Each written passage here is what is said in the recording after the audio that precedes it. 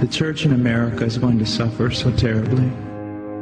And we laugh now, but they will come after us, and they will come after our children. They will close the net around us while we are playing soccer mom and soccer dad, while we are arguing over so many little things and mesmerized by so many trinkets. The net even now is closing around you and your children and your grandchildren, and it does not cause you to fear. You will be isolated from society, as has already happened. Anyone who tries to run for office who actually believes the Bible will be considered a lunatic until finally we are silenced. We will be called things that we're not and persecuted not for being followers of Christ, but for being radical fundamentalists who do not know the true way of Christ, which of course is love and tolerance. You'll go down as the greatest bigots and haters of mankind in history. They've already come after your children, and for most of you, they got them. They got them through the public schools and indoctrination, and the university and indoctrination, and then you wonder why your children come out not serving the Lord. It's because you fed them right into the devil's mouth. So little by little the net is closing around, and then it's not little by little. Look how fast things are going downhill just in a matter of weeks.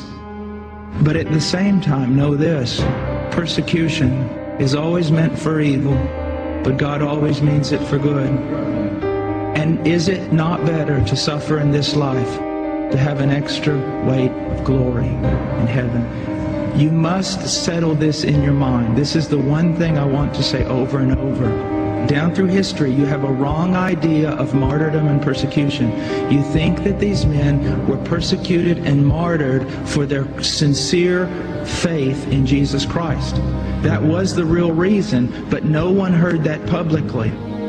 They were martyred, and they were persecuted as enemies of the state, as bigots, as narrow-minded, stupid people who had fallen for a ruse and can contribute nothing to society. Your suffering will not be noble. So your mind must be filled with the Word of God when all people persecute you and turn on you. This is no game. You want revival and awakening, but know this: for the most part, great awakenings have come only preceding great national catastrophes or the persecution of the church.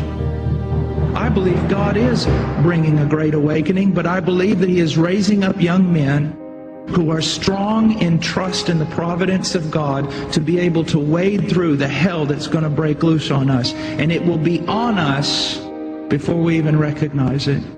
Unless in God's providence, He is not done. He is not done.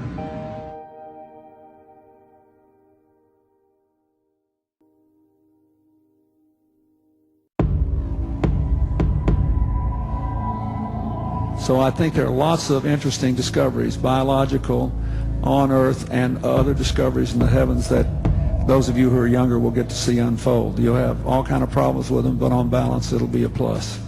And it'll make life much more interesting.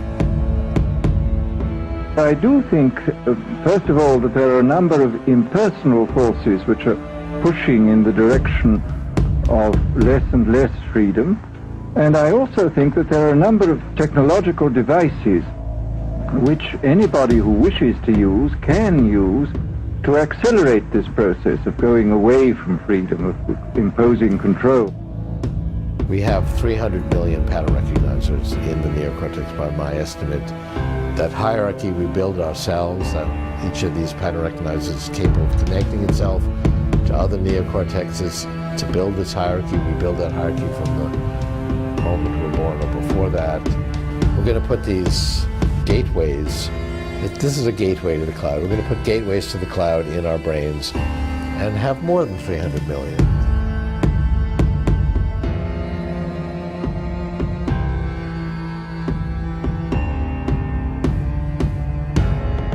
This threat is not new. But technology and the internet increase its frequency and, in some cases, its lethality. Today, a person can consume hateful propaganda, commit themselves to a violent agenda, and learn how to kill without leaving their home.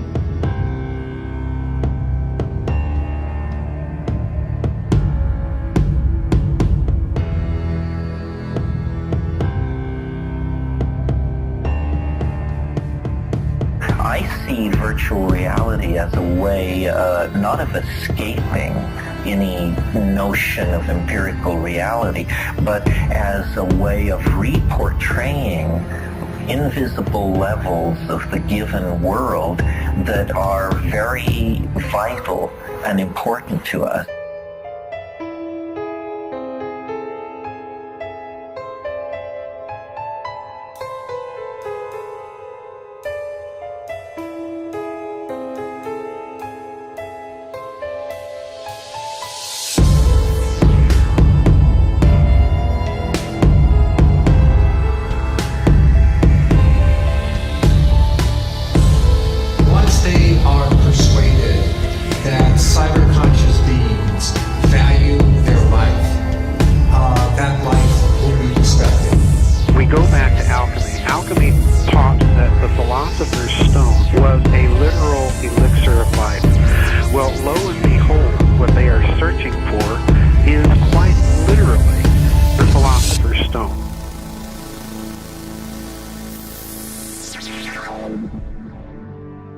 Now I'm going to get into the great tree of knowledge and the wisdom that has been denied us by someone who does not want us to have this knowledge. Who this someone is, I don't know. I wish I did. You know, John Lash, the great Nag Hammadi scholar, he says the Nag Hammadi texts, which were found 2,000 years ago in Egypt, or they were buried 2,000 years ago in Egypt and found in 1947. And what's great about the Nag Hammadi is they haven't been tainted by anyone. No pope, no politician, no historian has rewritten anything in there. So we're reading exactly what they wanted us to read 2,000 years ago. Okay? Nobody's got their meat on it. You know, no spin. New Testament Gospels and Acts, the book of Acts, which is the 5th book in the New Testament order, were written sometime between 50 and 80 AD. That is not a conservative fundamentalist number. That is a consensus view. There are very few people who would date them before. Some people would put Mark in the 40s. And there are very few people who would go beyond 80 for any gospel, 50 to 80. Now you have the presumed Greek originals of the Gnostic texts, and you can see with the blue there, that we're talking at least 100 years after the New Testament books. And then, of course, the Coptic Gnostic copy. Do we have any other hard evidence that the New Testament Gospels are older than the oldest Nag Hammadi material? What about the rest of the New Testament? Well, the answer is yeah, we do. Very simply, early church fathers, early church writers quote the New Testament. Like, what else would they quote? They're doing sermons, they're doing commentaries, they're writing theologies, they're quoting the New Testament. And we know when these guys lived because of Roman records. So when they quote something, it fixes a date for that quotation. The thing they're quoting must have existed prior to the quotation. This is simple, coherent logic.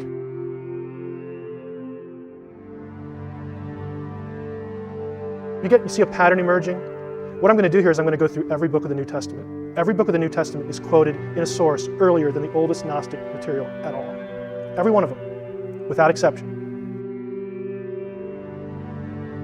Every book in the New Testament is quoted by somebody before any Gnostic gospel was written.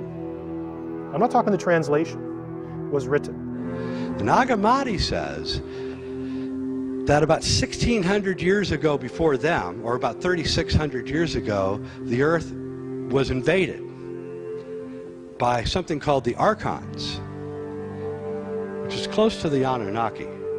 And they don't say they're beings. They describe it more like a virus, an off-planet virus.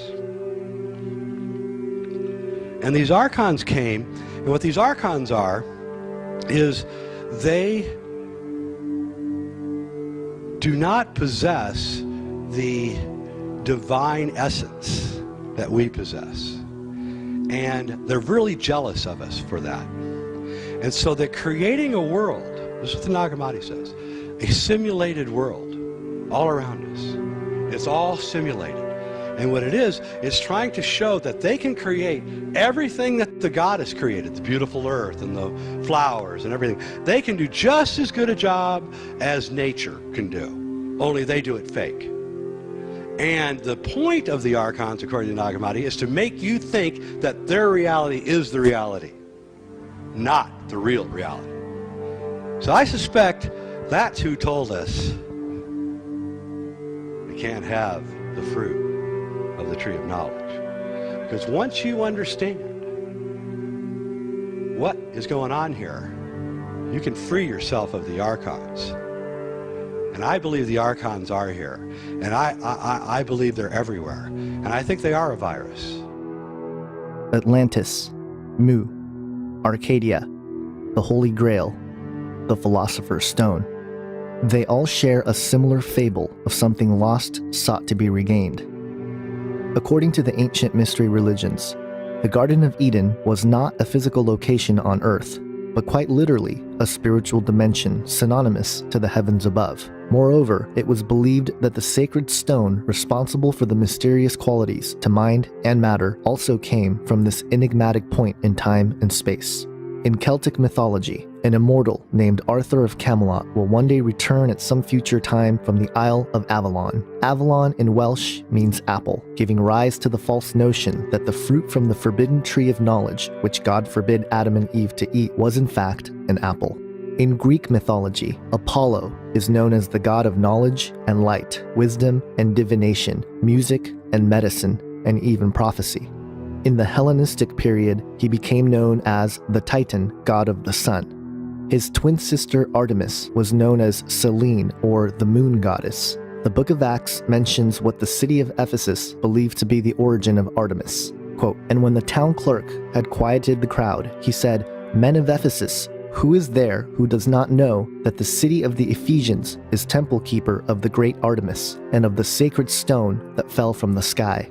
The Muslim Kaaba stone is yet another creation myth that mentions a sacred stone which fell from heaven to earth. The stone was thought to be a fragment of the first paradise. Islamic author Ibn Abbas states, quote, "Muhammad said, 'Indeed, the Islamic teaching of the origin of Adam say that the paradise in which he lived and was subsequently expelled was not even on the earth.'" According to historian Rundle Clark, the Egyptian creation myth mentions a stone that fell from heaven called the Benben stone. This stone was believed to bring the vital essence of life from what is called the Isle of Fire. In the Egyptian Book of the Dead, believed to have been written by Thoth, the father of alchemy, tells of the place where the life essence of humanity originates, Neter Kurt, which means island or mountain of God. The mysterious regenerative qualities of the stone have also been long associated with the rising phoenix, which has its connections with the ancient city of Phoenicia, otherwise known as Sidon or Tyre. The city of Tyre is mentioned in the book of Isaiah, where the king of Tyre is overlaid with the description of Satan, who had fallen from heaven, O Lucifer, son of the morning.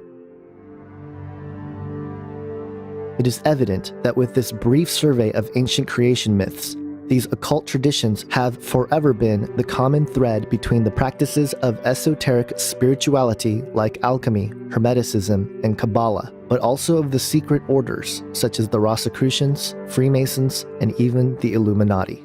The late Christian prophecy author David Flynn summarized, quote, "The common thread within most ancient creation stories was the union of the celestial and terrestrial at a particular time of unparalleled upheaval and change. The marriage of heaven and earth gave birth to the worldwide legends of the gods who descended from the heavens."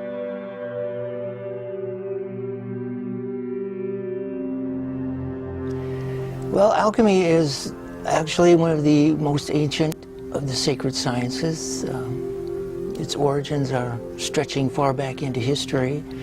In the terms of the alchemists themselves, alchemy was the transformation and transmutation of metals. But in a broader sense, this transformation takes place on all different levels, not just a physical level, but mental and spiritual levels, and not just for metals, but for all creatures. All of creation is going through this process of transformation. One alchemist described alchemy as celestial agriculture. Oh my God.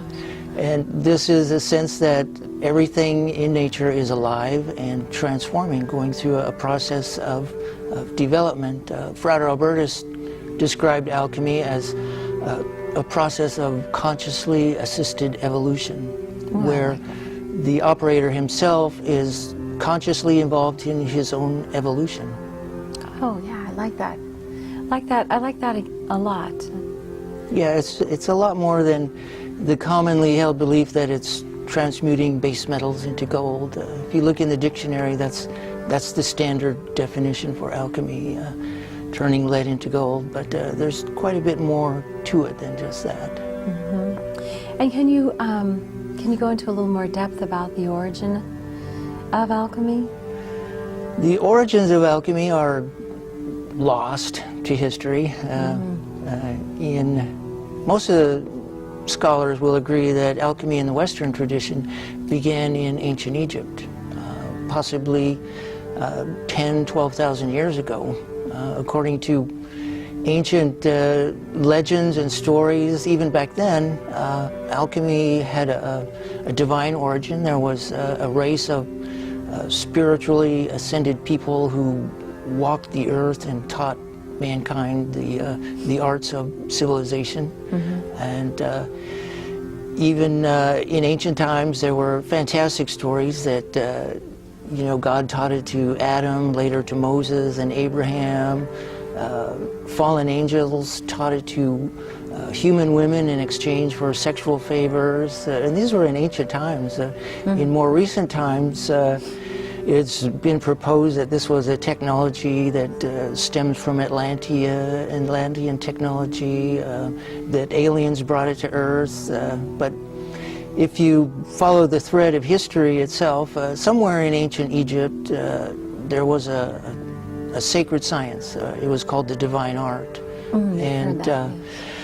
And that was the origins of alchemy. And you can actually follow the processes through the various priesthood who kept this as a secret science, and it was passed along from generation to generation under oaths of secrecy. It was developed as a secret science and very closely guarded secrets.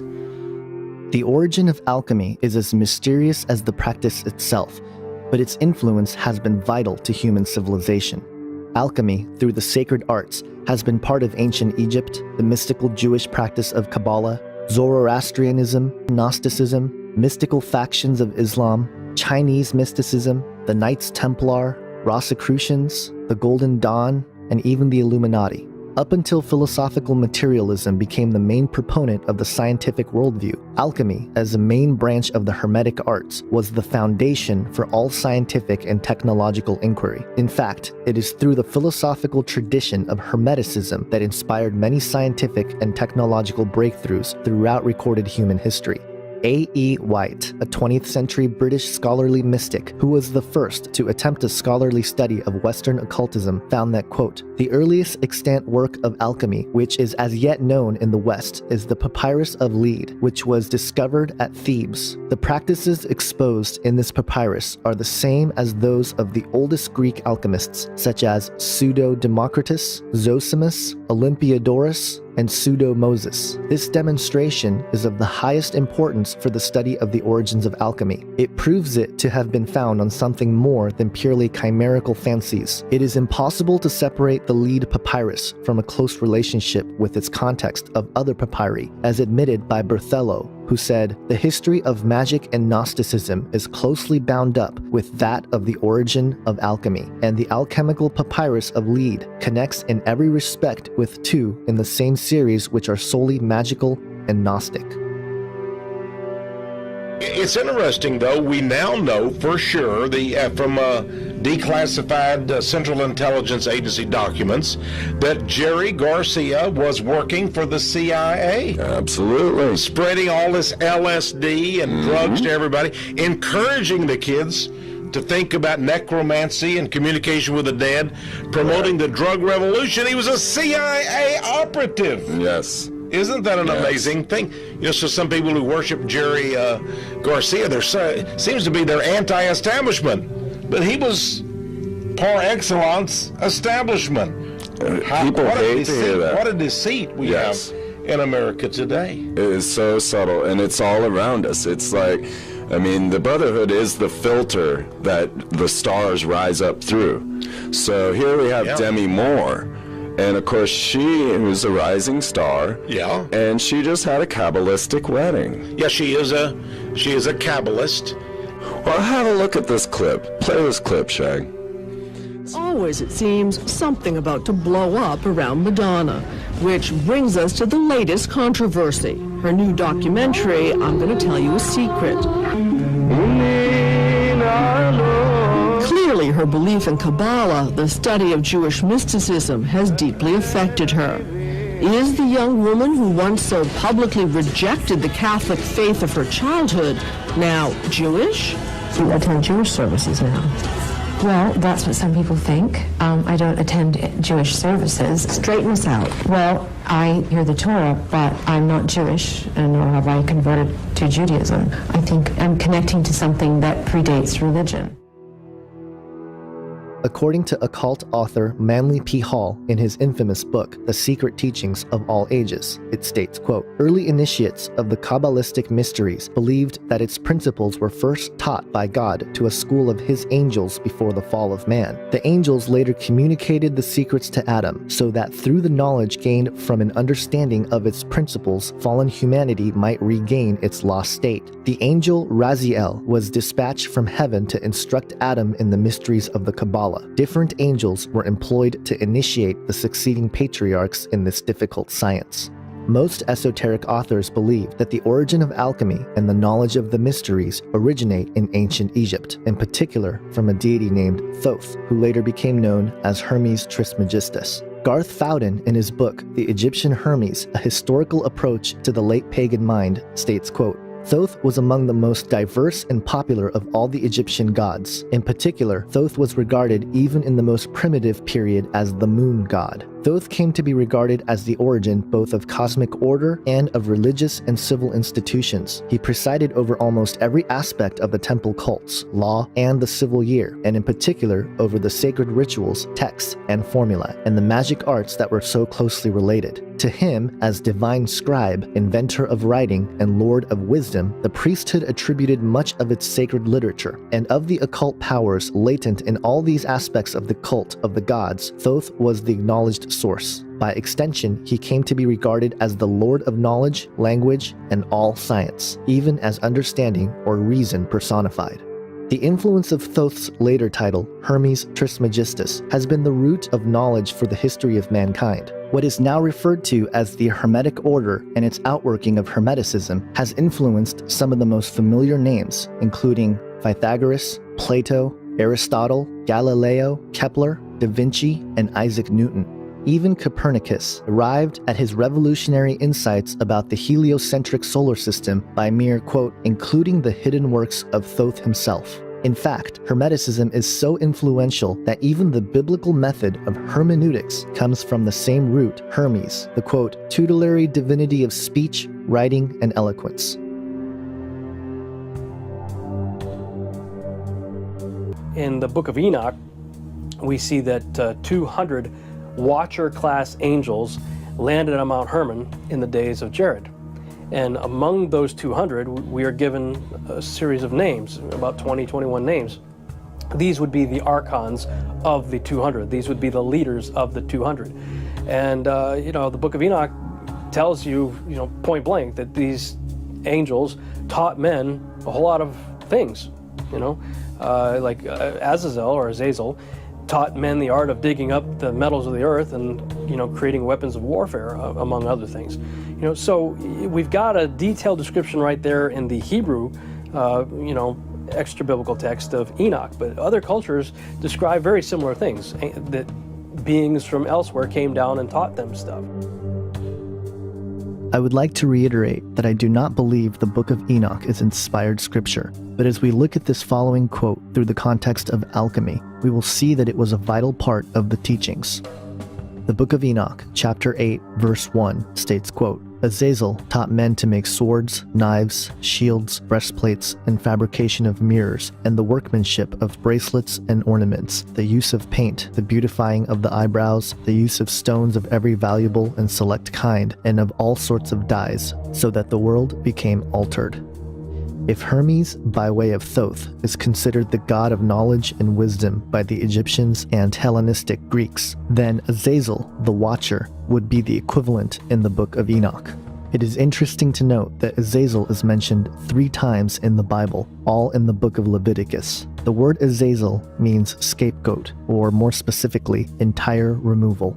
Later, in the book of Enoch, chapter 9, verse 6, it states, quote, "See then what Azazel has done, how he has taught all iniquity on the earth and revealed the eternal secrets that are made in heaven."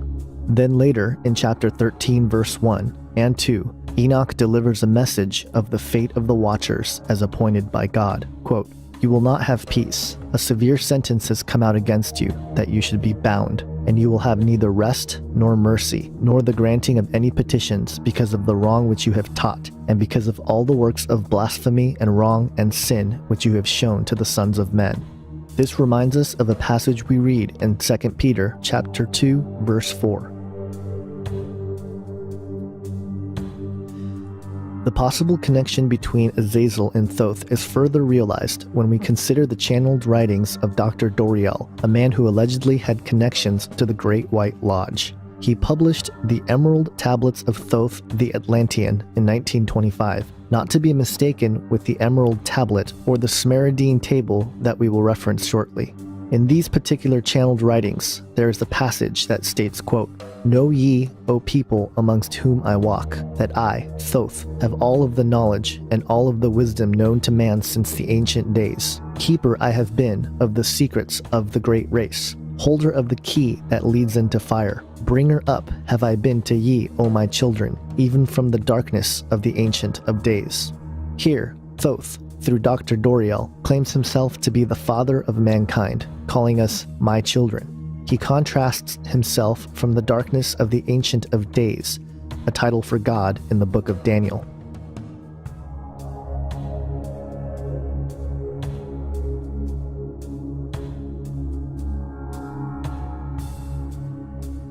These clues are a dead giveaway of who is actually behind the identity of Thoth, or Azazel. However, the channelings don't end there.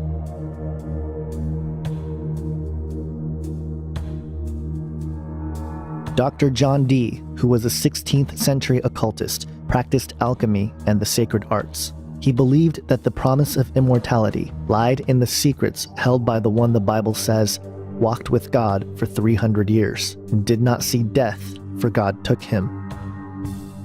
While the Bible emphasizes Enoch's unique faith in God, Dr. John Dee felt that it was Enoch's works that allowed him to walk with God and not see death. It would be a mistake to believe that Enoch's privileges were a result of any kind of magical workings or alchemical spells. So what drove Dr. John Dee to pursue such a lofty goal in the first place? Jeffrey James, an author and journalist who's written for Wired.com, the New York Times, among other mainstream media outlets, published a book called The Enochian Evocation back in 1984. This book was a modern translation of angelic communication originally transcribed by Dr. John Dee and his partner Edward Kelly as they gazed into crystal balls in 1582. These so-called angels told Dee that they must re-establish the magical sciences which had been lost due to man's wickedness. They also told Dee that the one who successfully harnesses these magical arts will bestow superhuman powers, change the political landscape, and bring about the apocalypse. Moreover, these so-called angels taught John Dee and Edward Kelly the language of the angels. In the 2009 Weiser edition of the Enochian Evocation of Dr. John Dee, author Jeffrey James wrote in his preface, quote, "I expected my book to be well received by the scholarly community. Instead, most of the interest in the Enochian Evocation has come, as far as I can tell, from practicing occultists. Academics have, by contrast, virtually ignored it. The primary reason for the evident distaste among the ivy-colored professors is probably my assertion in the original introduction that the angelic, aka Enochian language, has characteristics suggesting that it has non-human origins. A completely new language that's non-human in origin. Yes, that's the kind of controversial statement that simply won't be tolerated among academics. I might as well clarify that statement. not for their benefit, but simply for the historical record. While I believe that it's probably that the angelic language was devised by somebody, most likely Kelly, either consciously or subconsciously, non-human characteristics do exist in the language, and as such, provide the best proof that we're ever likely to see of the existence of non-corporal intelligence. Even if such beings are unlikely, the angelic language is still the only example of glossolalia, speaking in tongues, that involves a hitherto unknown language with its own grammar and syntax. This is a very different phenomenon from instances where entranced folks repeat languages they might have heard when a child, or in the case of Pentecostal Christianity, spout out whatever jibber-jabber comes to their heads. In other words, this book is important because it's the only publication, scholarly or otherwise, that fairly assesses the unique and possibly significant phenomenon of the angelic language and how it was dictated. Like all channeled material, it seemed that what Dr. John Dee and Edward Kelly communicated with were fallen spirits, masquerading as angels of light in desperate pursuit of the agenda to manifest their leader, Lucifer. You know, I think the same thing's happening in our day. You talk about the Nazis and, you know, how did they do what they do and build the rockets and all that stuff, and Werner von Braun and others are, you know, they kind of smile at you and say, you know, we had help. Even Steve Jobs, you know, regarding the computers and stuff like that. You know, these people, they claim to have got inspiration, knowledge, wisdom, whatever, from elsewhere. And of course, you've got, you know, some of the theories that you see in the X-Files, that maybe our government is trading humans for knowledge and technology with the fallen ones. Could be. I mean, how else are we to explain the massive increase in technology, transportation, everything in the 20th century? I mean, we went from essentially a flat line for like 6,000 years. It was, you know, horse and buggy, beasts of burden for 6,000 years. So all of a sudden, planes, trains, automobiles, supposedly putting a man on the moon, sending probes to the farthest reaches of our solar system and beyond, and creating telescopes that could look to the farthest reaches of our universe. How did all that happen in less than 100 years? Unless maybe we had help. If we observe the quickening pace of scientific and technological progress, along with the fact that such books as the Enochian Evocation being republished in our time, we can speculate that these fallen angels have been hard at work and are gaining ground very quickly. Another obscure account of the passing down of alchemical wisdom from spiritual beings is found in a document attributed to the 3rd century AD but found in the 11th century Codex Marcianus, entitled Isis, the Prophetess to her son Horus. The story is told through Isis, who is approached by an angel desiring sexual relations with her. Quote, "In the course of events and the necessary revolution of the spheres, and after a certain passing of the Chiroi, one of the angels who reside in the first firmament saw me from above and wanted to unite with me. He advanced, intending to arrive at his goal, but I refused to yield, wanting to learn from him the preparation of gold and silver. The next day, a greater angel named Amnael, who was identified with a mark on his forehead and a vase that was not covered with pitch, but rather full of transparent water, approached Isis. Isis first yielded to Amnael, asking in exchange for the knowledge of alchemy. Quote, "And when he delayed to answer, I did not yield a bit, but I resisted his desire until he let me see the sign which he had on his head, and transmitted to me without reserve and with sincerity the mysteries that I sought. At last, he showed me the sign and began the revelation of the mysteries. Offering oaths, he expressed himself this way: I adjure you to heaven, earth, light, and darkness. I adjure you by fire, water, air, and earth. I adjure you by the height of the heaven, by the depth of the earth and of Tartarus. I adjure you by Hermes, by Anubis, by the roaring of Kerberos, by the serpent who guards the temple. I adjure you by the ferry and by the boatman of the Acheron. I adjure you by the 3 fates, by the Furies, and by the sword." Amnael then warns Isis never to reveal the mysteries that were given except to her son Horus. What is alarming about this ancient account is that it is not unique to antiquity. Today, there are people who have publicly claimed to have sexual relations with angelic entities. Stephanie Cohen. Stephanie claims that she is often visited by aliens who help to guide her through life. Not only does she claim aliens sneak into her room at night, she also says that she has sex with them and has out-of-this-world orgasms. Professor Chris French, however, believes there is a rational explanation, and welcome to you both. This is utterly fascinating. And we should say, Stephanie, we're glad to have you here this morning because as you've been in this morning talking to us, last night, you travelled out to the solar system. Where did you go and how did you get there? My group, I call them Team Spirit, and we have a UFO, flying saucer. Yeah. And we've got a photo. Well, no, it's not a photo. It's a picture I drew. This is a drawing that you've done, and this is the UFO that you went to. Yeah, sure. We go off to planets within our own solar system, but also to way out into the solar system. Do you go in mind or do you go in body? In mind, because it happens when my physical body is asleep, but my spirit will then leave. Could it be a dream? I mean, would that be what most people call dreaming? A dream is a friendly way of letting you know what you've been doing without scaring you. That's what dreams really are, because people would be afraid to actually would be afraid if they were face to face with, say, an alien. So the different species. Let's talk about them. These different beings. You say that there are cat people. There are reptilians. Are they all? They're all part of. They're not part of the same race. So these are separate. No, entities. they're very separate, but they do come from the solar system that they come from, which is within the Canis Major.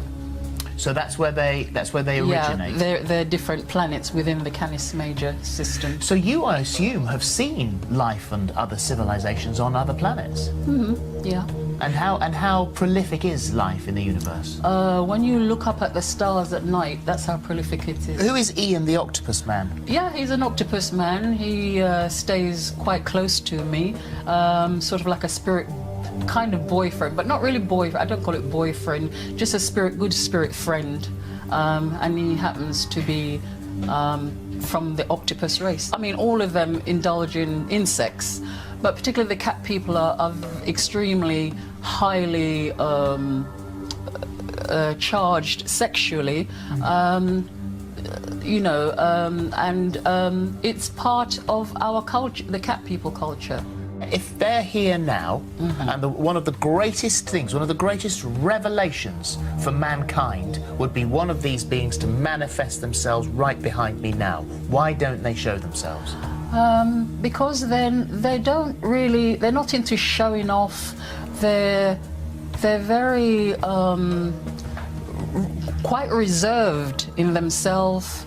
Well, they have sex with you at a bus stop. That's not very reserved.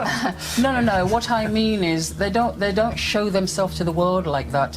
They tend to deal on a personal level with individuals because we all have guides, our own guides, and they are my guides, and so they interact with me. If you wanted to see them, they would do that through your guides. Or your guides would allow them to come through so that you can see them. Go on. But you had sex with a dead person. Well, I had the dead person, the spirit came back and made love to me. And this is not an isolated incident. I can't tell you how many widows have written me, have called me, have thanked me for actually talking about this subject and writing about it with such candor and honesty. And as I was writing about it, I couldn't believe I was writing it, but I thought, you know what, somebody's got to talk about this. These experiences are nothing more than the demonic entities taking advantage of humans at their most vulnerable moments, sleep. The male demons who seek sexual relations with human women are called incubus, while the female demons are called succubus. The earliest mention of demons or spirits mating with humans is found in the Sumerian account of what is called the Sumerian king list. There, a demigod, named Gilgamesh, is said to be fathered by Lilu, which means spirit or demon. If you or someone you know are having such experiences, as positive as they may appear to be, please strongly consider the words of 1 John 4:1.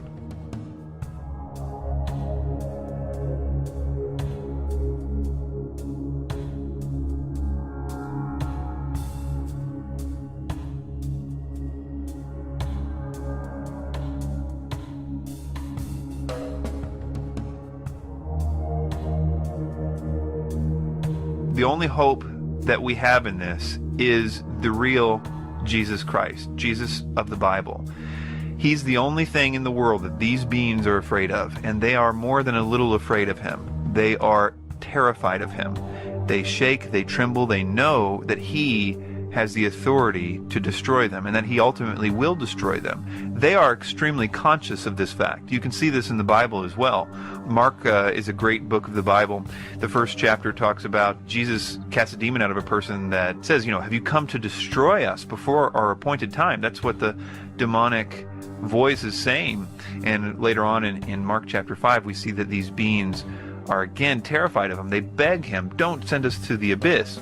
Jesus is our only hope in this, not just to scare these beings or to make them stop what they're doing, but also because he is the only way to essentially repair these doors.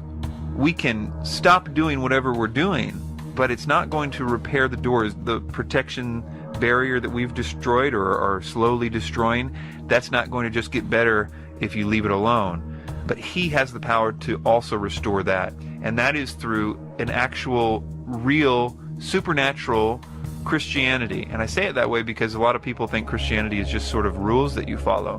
But Christianity is a supernatural thing that happens to a person that changes their heart. It's no longer a chore to want to do good and to begin to hate evil.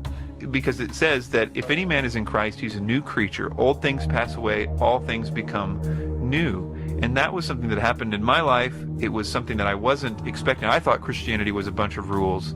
But when I really decided, okay, if Jesus is Lord, if he really says, like in the Bible, it says, all power has been given to me, in heaven and earth. If he is really Lord, then I'm going to make him number one in my life, in my heart anyway. I'm going to say that he's more important than all this other stuff. And it's that one little idea that changes everything. The idea that you will say, okay, I'm not the boss anymore, he's the boss. If I could just simplify what repentance is, that's it. It's the idea that you're going to say, all right, if he's the boss, then he's the boss in your heart. And it's in that moment that my life changed. I think what people call being born again, or what Jesus calls being born again in John chapter 3, that happened to me. And slowly, my heart started to change. And I wanted good things, and all these addictions and terrible things that I was doing were slowly just falling off me. I even tried to continue to do them, but I couldn't do them because I had a new heart.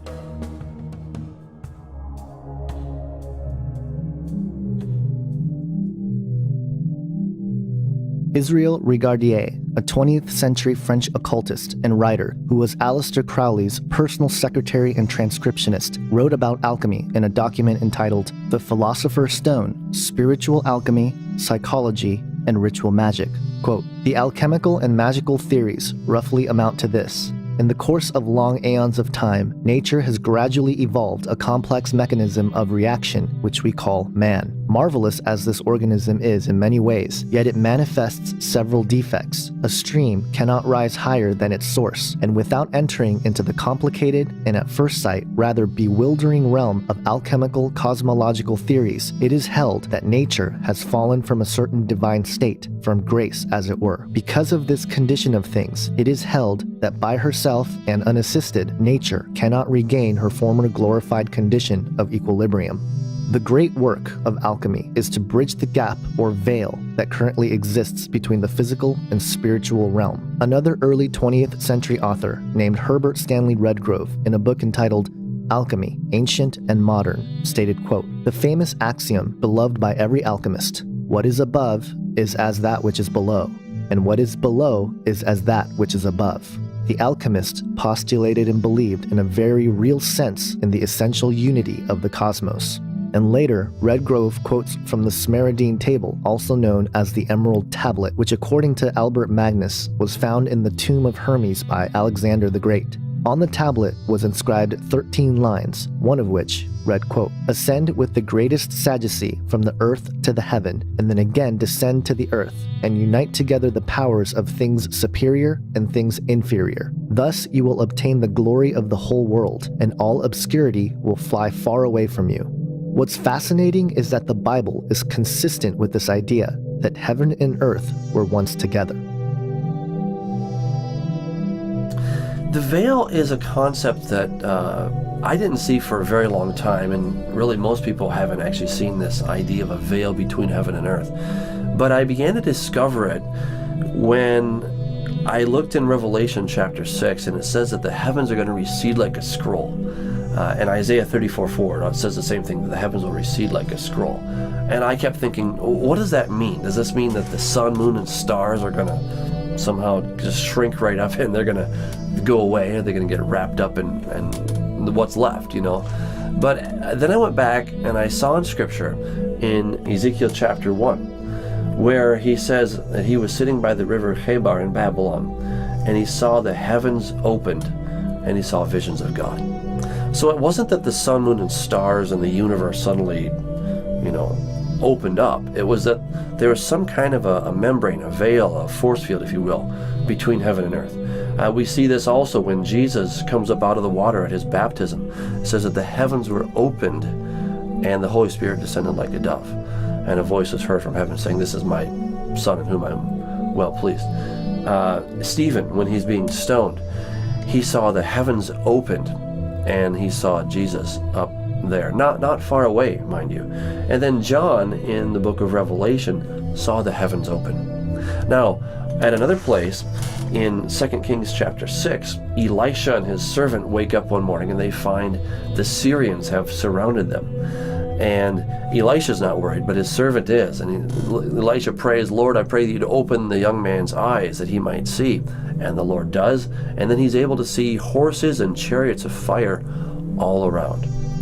Well, that's because his eyes were open. He could finally see through this barrier, whatever we want to call it. But I think veil is a good term for that, because we have in Isaiah chapter 25, he says, "On this mountain God will swallow up the covering that covers all people and the veil that is over all nations." So he's going to take away this veil. Even in Isaiah 64, Isaiah says, "Oh, that you would rend the heavens and come down." Now the word there, rend, it means literally to break, to tear. Well, how do you tear the heavens? I mean, what does that mean? Again, are we talking where the sun, moon, and stars exist? Is that the thing that we're talking about tearing? No, it's not talking about that at all. It's the same thing where the heavens were opened for Ezekiel, where the heavens were opened for Stephen. That is what he's talking about, tearing. Now, let's go, by way of analogy, let's go to the tabernacle.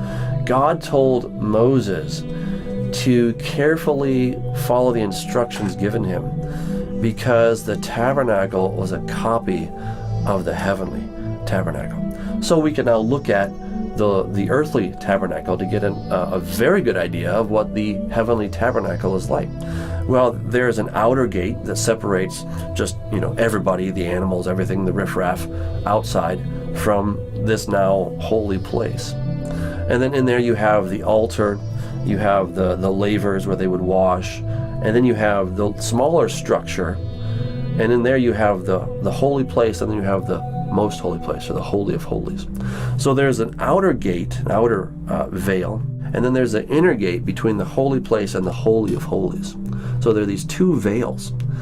Now, we see that when Jesus was crucified, the veil, the outer veil, mind you, was actually torn. Not the inner veil, but the outer veil was actually torn from top to bottom. And that is a sign of what is coming, that there's going to be a restoration of all things. Now, it's been done in the legal sense, but it hasn't been done yet in the practical sense. We still don't dwell with God face to face, but we're going to one day. That's God's desire, is that we would live with him, we'd be able to walk with him. when God created Adam and Eve, and they're in the garden, God came walking in the cool of the evening. That seems to be that there was no problem doing that until one day Adam sinned, and then he wanted to cover himself. He wanted to hide, because now there was an incompatibility between him and God. There was a problem. He tried to cover himself. We will explore the veil in detail later in the film as it pertains to the Tower of Babel, hallucinogenic drugs, and the eventual tearing down of the veil with the return of Jesus Christ. For now, it is important to understand that the goal of alchemy is to gain back what was once lost, not through any means of grace, as the gospel of Jesus Christ teaches, but rather through the works of our own hands. It is this occult spiritual philosophy of regeneration through the enigmatic stone that fell from heaven that lies at the heart of modern scientific and technological progress in pursuit of human immortality.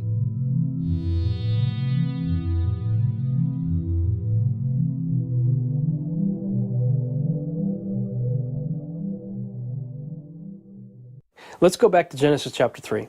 Genesis chapter 3, the serpent's there in the garden, right, with Eve, and, he's tempting her, with the fruit, and he says, "You're not going to die. You will not surely die. For God doth know that in the day that you eat thereof, then your eyes shall be opened, and you shall be as gods, knowing good and evil," right? So, what do we see there? We see 3 promises of the serpent. He says, immortality, right? You're not going to die. Your eyes will be open. You'll have greater wisdom and understanding and knowledge, right? And you shall be as the gods. You know what's funny about those 3? Adam and Eve already had them. Adam and Eve already had those 3. They were already immortal. Death didn't come until after they took a bite. Their eyes open, having greater wisdom and understanding. I mean, come on. They walked in the garden with God, the creator of the universe. It's kind of like, hey, God, how did the Milky Way get there? Well, let me tell you, Adam. I mean, how much more wisdom and understanding do you need than walking in the garden with God every day, the creator of the universe, right? And you shall be as gods. They already were. They were made in the image and likeness of God. So the 3 promises of the serpent, they already had. And they took a bite and they lost all 3. And man has been trying to get it back ever since, apart from God. I think the real agenda of transhumanism is to get back the 3 things that humans lost in the garden, and to be like God. Achieve immortality apart from God, have supernatural ability, become the gods of the ancient world. That's the agenda. That's what they're working on, and it's happening. It's happening very quickly, and we need to be aware of it.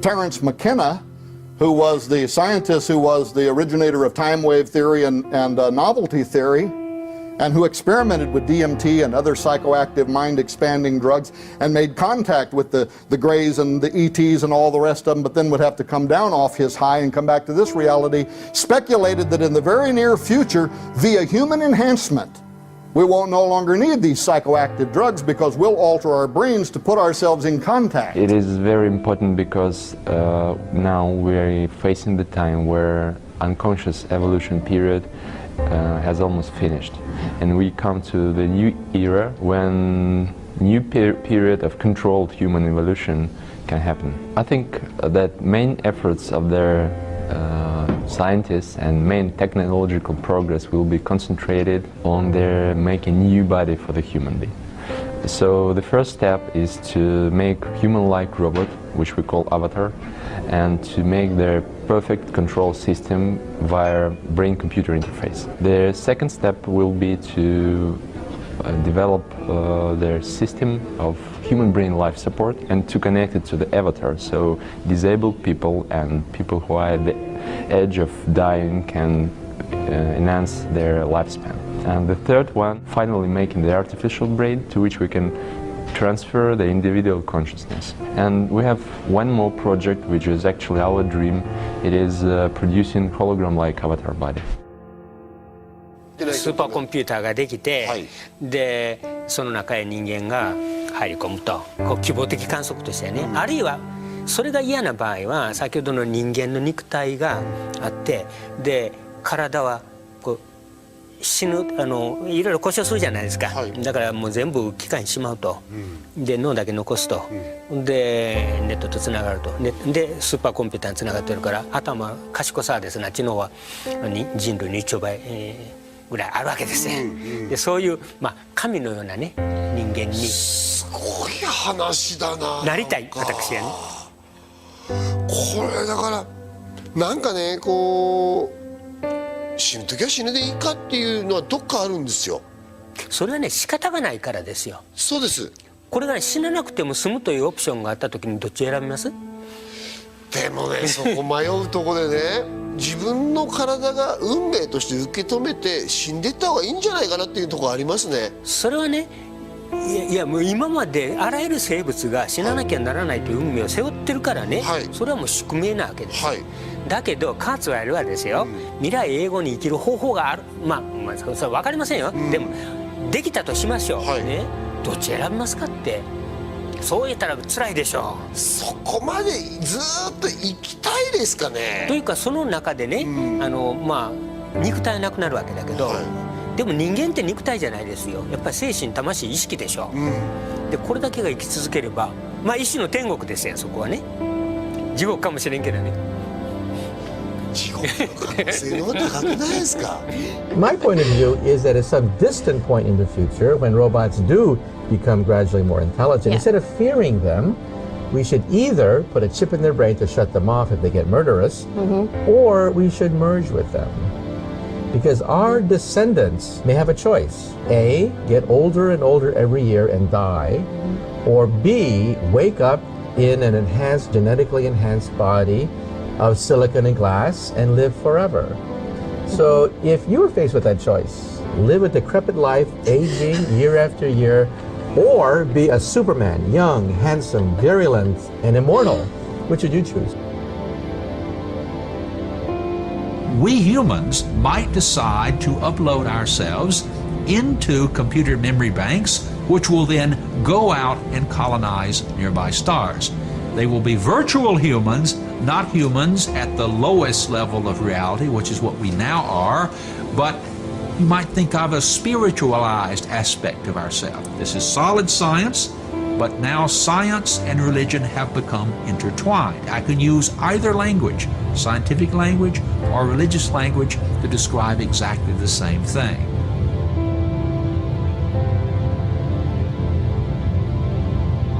Human beings in the far future will be primarily virtual humans. And it is those virtual humans that will get into tiny spaceships and travel to the distant stars, colonize those nearby stars, start the same process again. What will happen is the universe will be slowly but surely converted from its current dead matter state into a living matter state. In the far future, the entire universe will be one gigantic computing machine.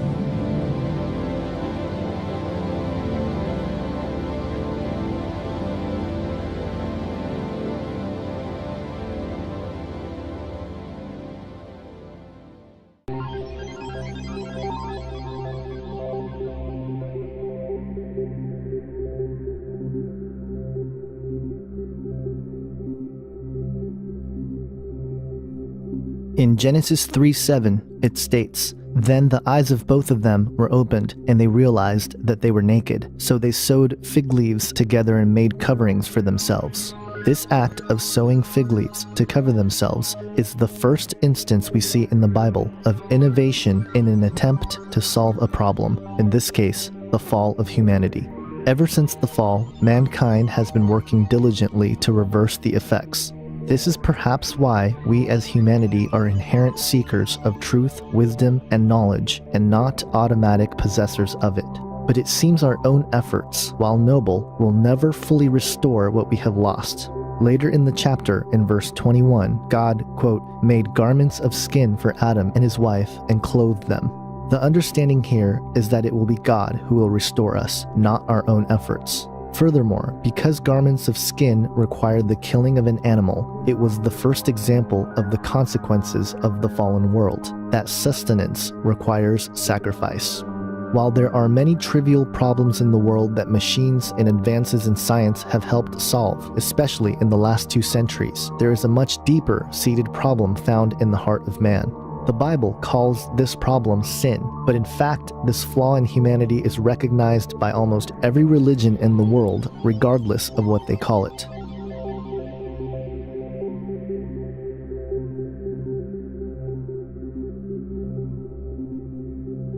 Even the self-proclaimed atheists, or the agnostics, cannot deny this inherent shared problem. Many in the new atheist camp are quick to blame religion as the root of the problem, yet I would imagine that even if religion were completely wiped out, these inherent problems within the heart of man would persist. In Buddhist philosophy, there are 4 noble truths. The first, dukkha, means dislocation or hindrance from our purpose, and the second, tanha, being desires that are unwanted that hinder us from the true goal of attaining nirvana. These 2 noble truths in Buddhism are very similar to the Christian concept of sin. Similarly, all worldviews share the act of rituals, rules, and regulations prescribed as a means to help us eradicate these flaws and to achieve the transcendence of inherent human nature. The exception to this methodology is biblical Christianity, where it is through the grace of God and the death, burial, and resurrection of Jesus Christ that offers us salvation, not any ritual, rule, or regulation. Modern technology has undoubtedly been the most transformative in all of human history. Many people recognized the transformative potential and power of technology early on in the 19th century when groups like Technocracy Incorporated were formed in an attempt to politicize the technological movement. Hello, I'm Arvid Peterson, and this is the first of a 2-part presentation on technocracy, an alternative social system. Because of the turmoil throughout the world, and because of the uncertainties about the future of North America, it is not surprising that many Americans are becoming quite concerned. The relentless bombardment of conflicting statements that come from our business and financial leaders, the inane rhetoric pouring from the mouths of politicians, and the fragmented bits of news that come from the media all add up to general confusion throughout the land. Fortunately, however, there is a solution to the many problems facing this country and this continent. And the purpose of these discussions is to talk about those problems and to delineate the kind of solution that is needed. To introduce to you the subject science applied to social operations. These programs are not intended to entertain or amuse you, nor are they meant to scare you. We are making a new approach. It is not political, financial, philosophical, legal, religious, or moral. It is a technological approach. Technocracy is the scientific answer to America's social problems. The Zeitgeist movement has pushed the Venus Project, which is essentially a technocratic utopia maintained by machines that will produce goods and services to the needs of humanity. And again, while such a cause is noble, and the film Zeitgeist, moving forward, gives its case for why a society built on machine production rather than human labor will solve all the world's problems, it is my firm belief that it will not change the inherent flaws found in the human heart. Abundance does not equal altruism. While technology has given rise to new possibilities, the issue of abusing this power still remains. In fact, the advent of a world government and a world economic system are predicated on the advancement of technology. Can a microscopic tag be implanted in a person's body to track his every movement? There's actual discussion about that. We propose that everybody, every American, citizen, legal immigrant, gets a non-forgeable employment card, a national employment card. It has a little chip in there that you can't forge that matches the retina of your eye. Now, every employer would have to swipe the card through a little machine like a credit card machine. When someone applied for a job, it would have their picture on it, of course. And if the computer said they're a citizen, I got it. or they're I got it, illegal, Senator. I got it. I think I got it. But here's the other part. If the employer doesn't swipe the card or hires him anyway, first time, a $50,000 fine, second time, jail. It will cut illegal immigrants, and then the Baileys will be willing to accept lots of legal immigrants who we need in this country. Have you ever gone shopping or loaded up your cart with food or clothing and then get to the checkout line and find out you've left your wallet in the car? Well, tonight we'll show you the technology that makes it simple to just touch and go. It's sci-fi technology that's about to enter the checkout lane, all in the name of speed and convenience. You'll be able to buy anything from bread to beer if you agree to give the store your ultimate identity. Once you have your groceries scanned, now what do? You punch in your PIN number, touch your index finger to the image reader, and you've paid in about 3 seconds, all with the touch of your fingertip. It's called biometrics, an automated way to recognize you based on your unique biological characteristics. Each person's fingerprint is a unique identifier, not biologically duplicated anywhere else in the world.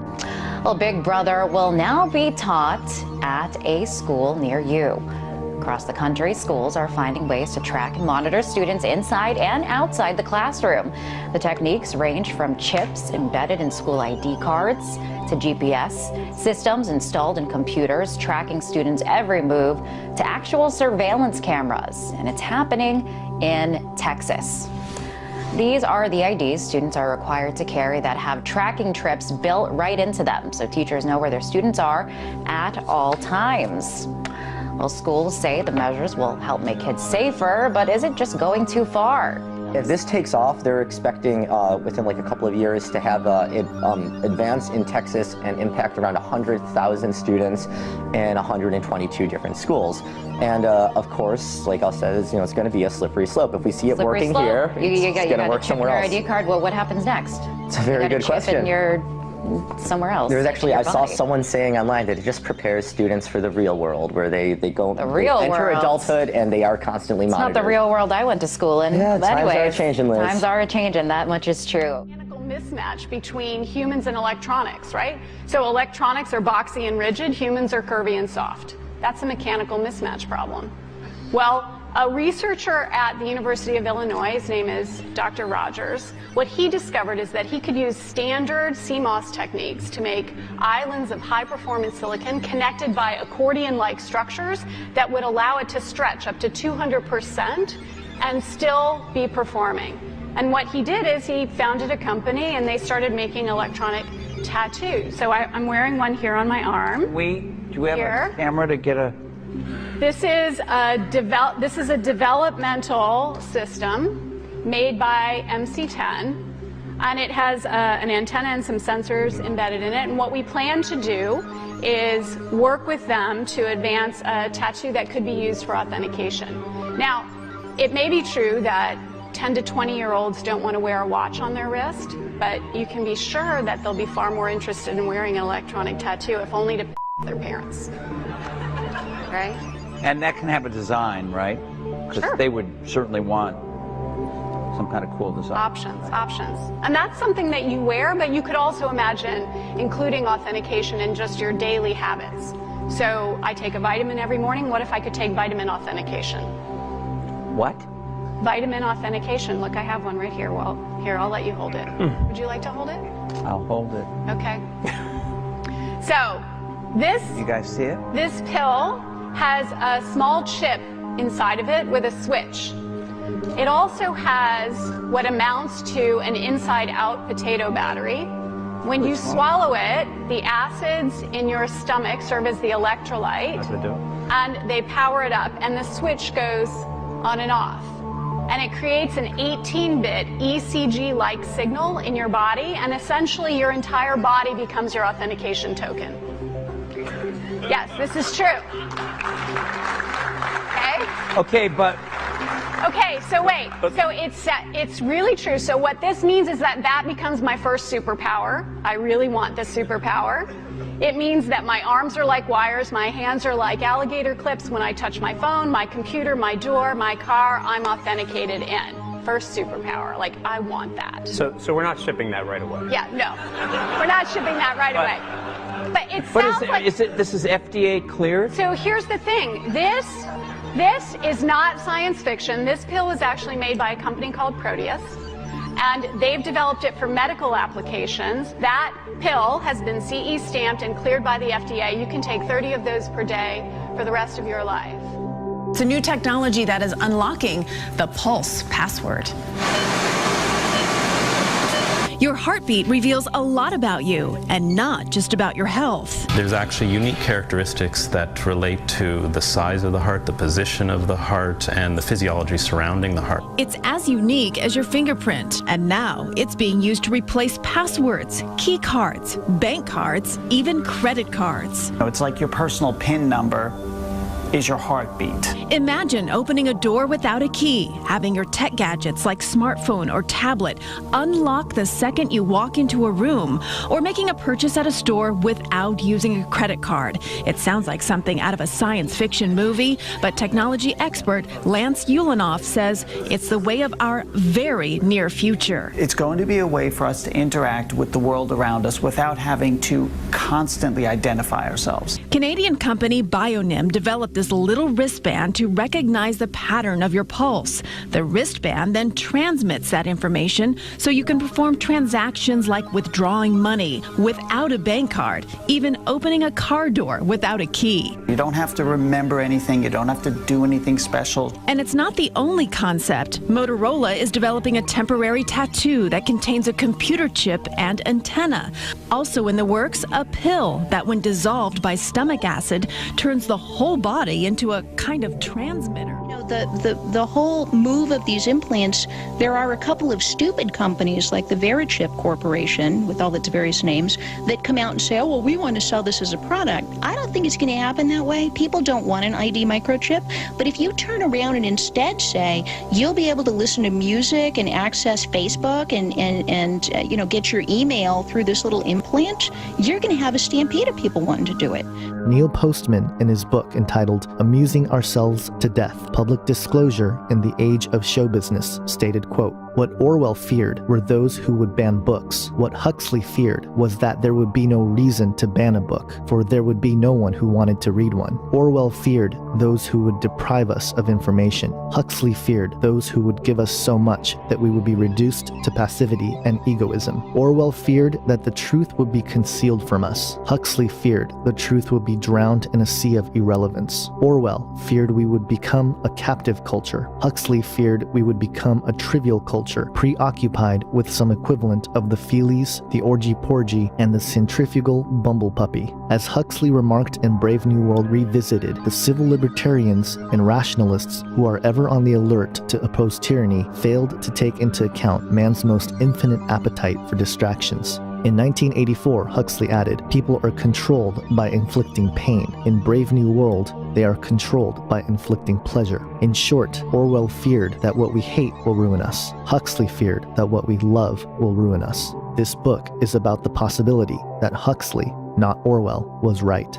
Beyond the controlling aspects of technology in a tyrannical political or social system, there are some who tout that technology itself is more akin to a new life form. Kevin Kelly, the man who helped launch Wired magazine, who was the chief editor of its first 7 years, stated in his book, What Technology Wants, quote, "In biological evolution, there is no designer, but in the technium, there is an intelligent designer, sapiens. In the words of psychologist Sherry Turkle, technology is our second self. It is both other and us. Unlike our biological children, who grow up to have minds completely separate from us, the technium's autonomy includes us and our collective minds. We are part of its selfish nature. The ongoing dilemma of technology, then, will never leave us. It is an ever-elaborate tool that we wield and continually update to improve our world, and it is an ever-ripening superorganism, of which we are but a part, that is following a direction beyond our own making.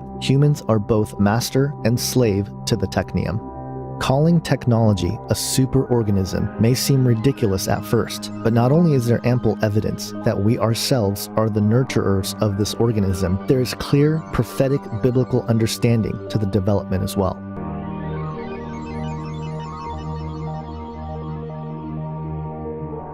This is a very widespread belief in our society. It's the kind of belief system of people who say, I don't believe in God, I believe in science. It's a belief system which has now been spread to the entire world.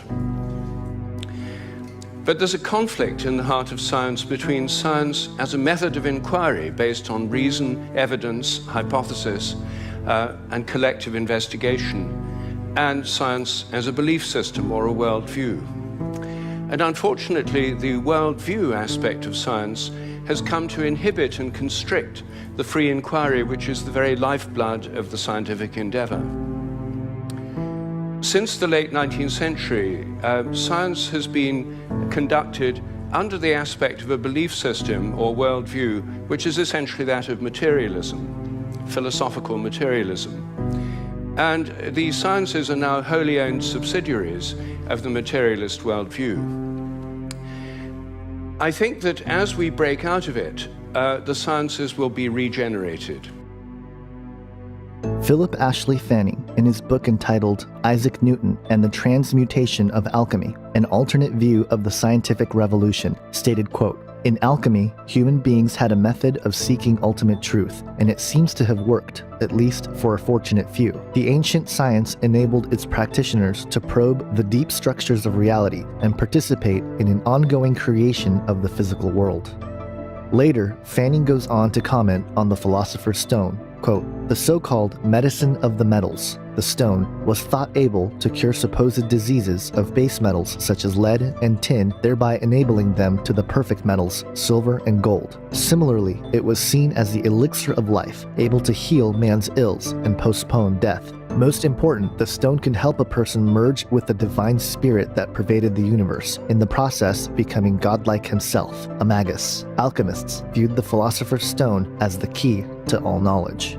Dr. Fred Alan Wolfe, in his book entitled Mind into Matter, A New Alchemy of Science and Spirit, said, quote, "Most modern dictionaries popularly dismiss alchemy as an immature, empirical, and speculative precursor of chemistry, having had as its object of transmutation of base metals into gold. But although chemistry did evolve from alchemy, the two schools of thought never really had much in common. Whereas chemistry deals with scientifically verifiable and objective phenomena, the mysterious doctrine of alchemy pertains to a hidden, subjective, abstract, and higher order of reality. Perceiving and realizing this reality is and was the goal of the alchemist. They call this goal the magnum opus, or great work, absolute realization."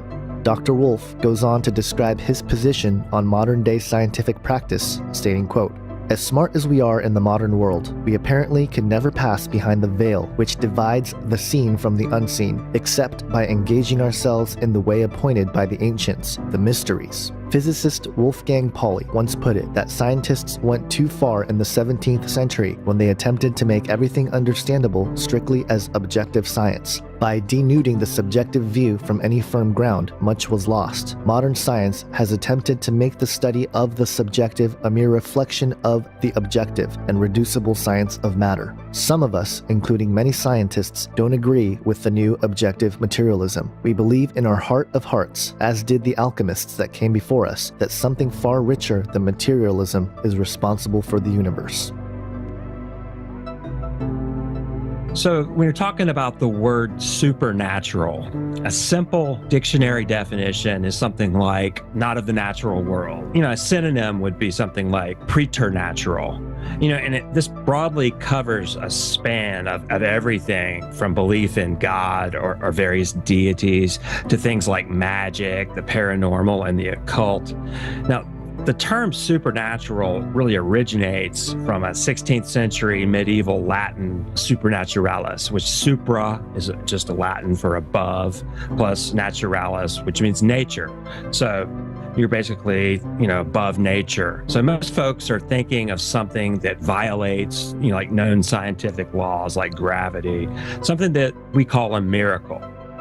Now, miracles are described in the Bible, and they seem to fit into two broad categories. Now, the first category would include, events that are occurring with supernatural timing or supernatural placement or both, but in and of themselves, they're a natural event, but the timing or how it occurs is above nature because God does it, or a supernatural agent like an angel would do it. Now, the second type of miracle encompasses a supernatural event where the phenomenon itself would defy physical laws of the universe.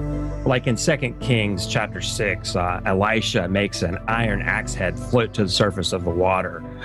So this clearly violates physical laws.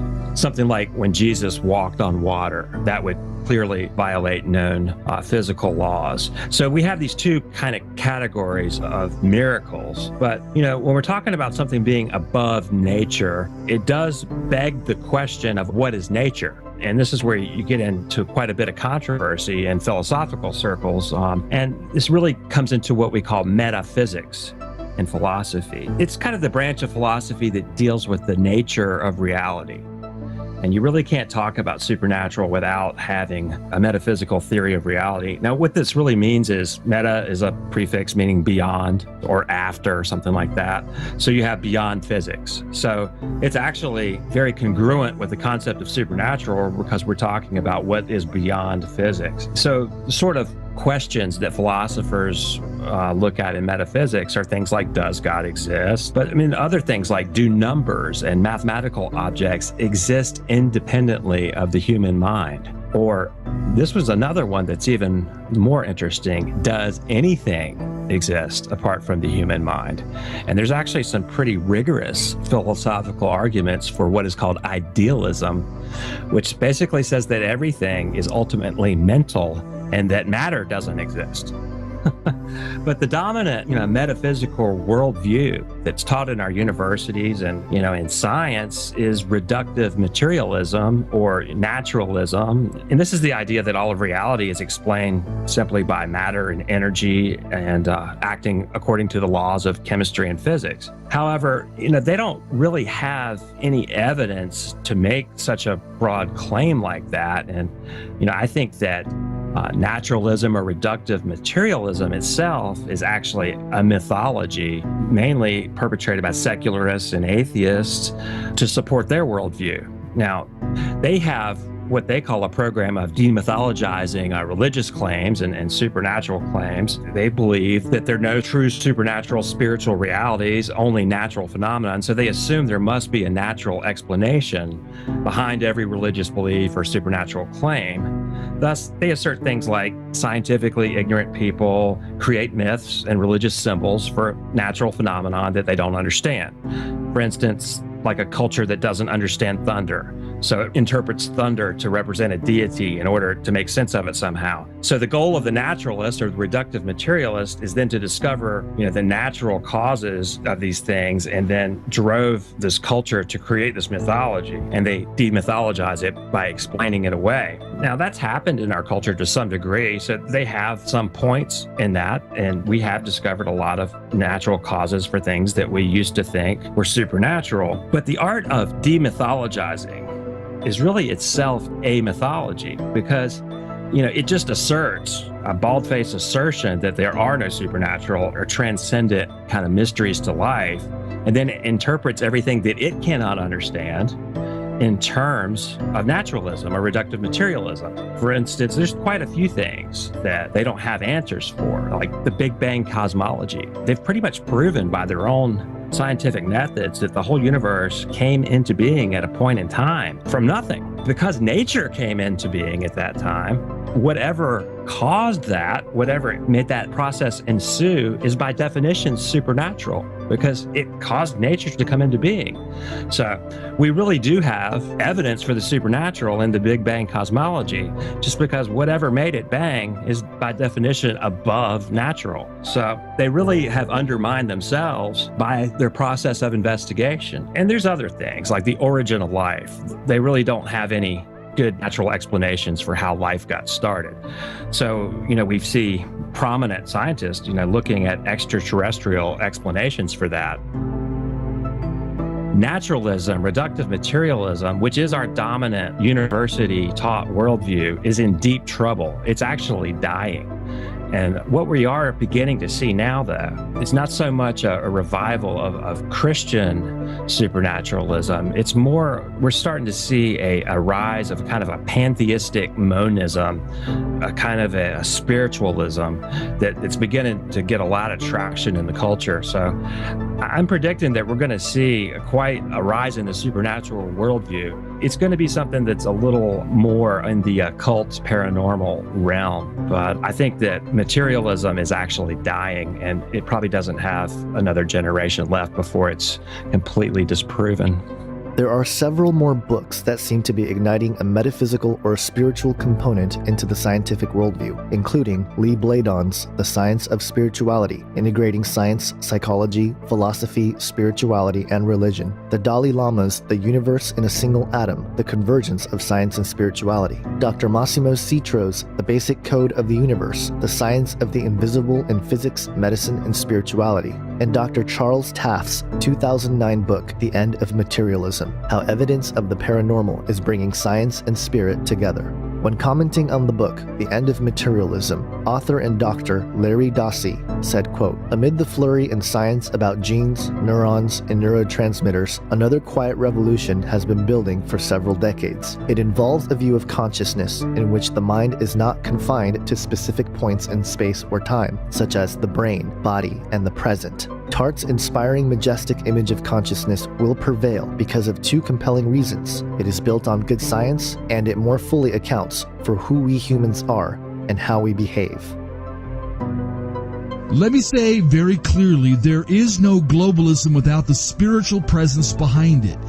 There is no synchronizing and crystallizing the political, the economic, the military, the environmental, the sciences and technologies without that spiritual presence behind. So if we do not look at the entities behind, yes, they are non-human entities, intelligences, as the Nazis called them. They are alien in the sense that they're not of our physical world, but they're not extraterrestrial. They are extra-dimensional.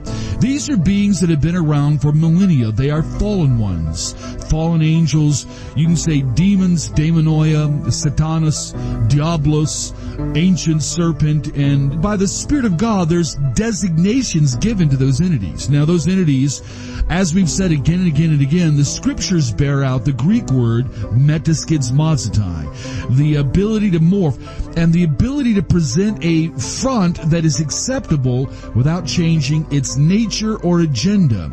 Now, that's part of the global deception. That's part of the end-time deception issue. And as Scripture, the Spirit of God has shown us, the broadest, deepest, most controlled, but yet most supernatural deception will be occurring in the last days, a ramping up an evolutionary development to the point of bulging at the seams.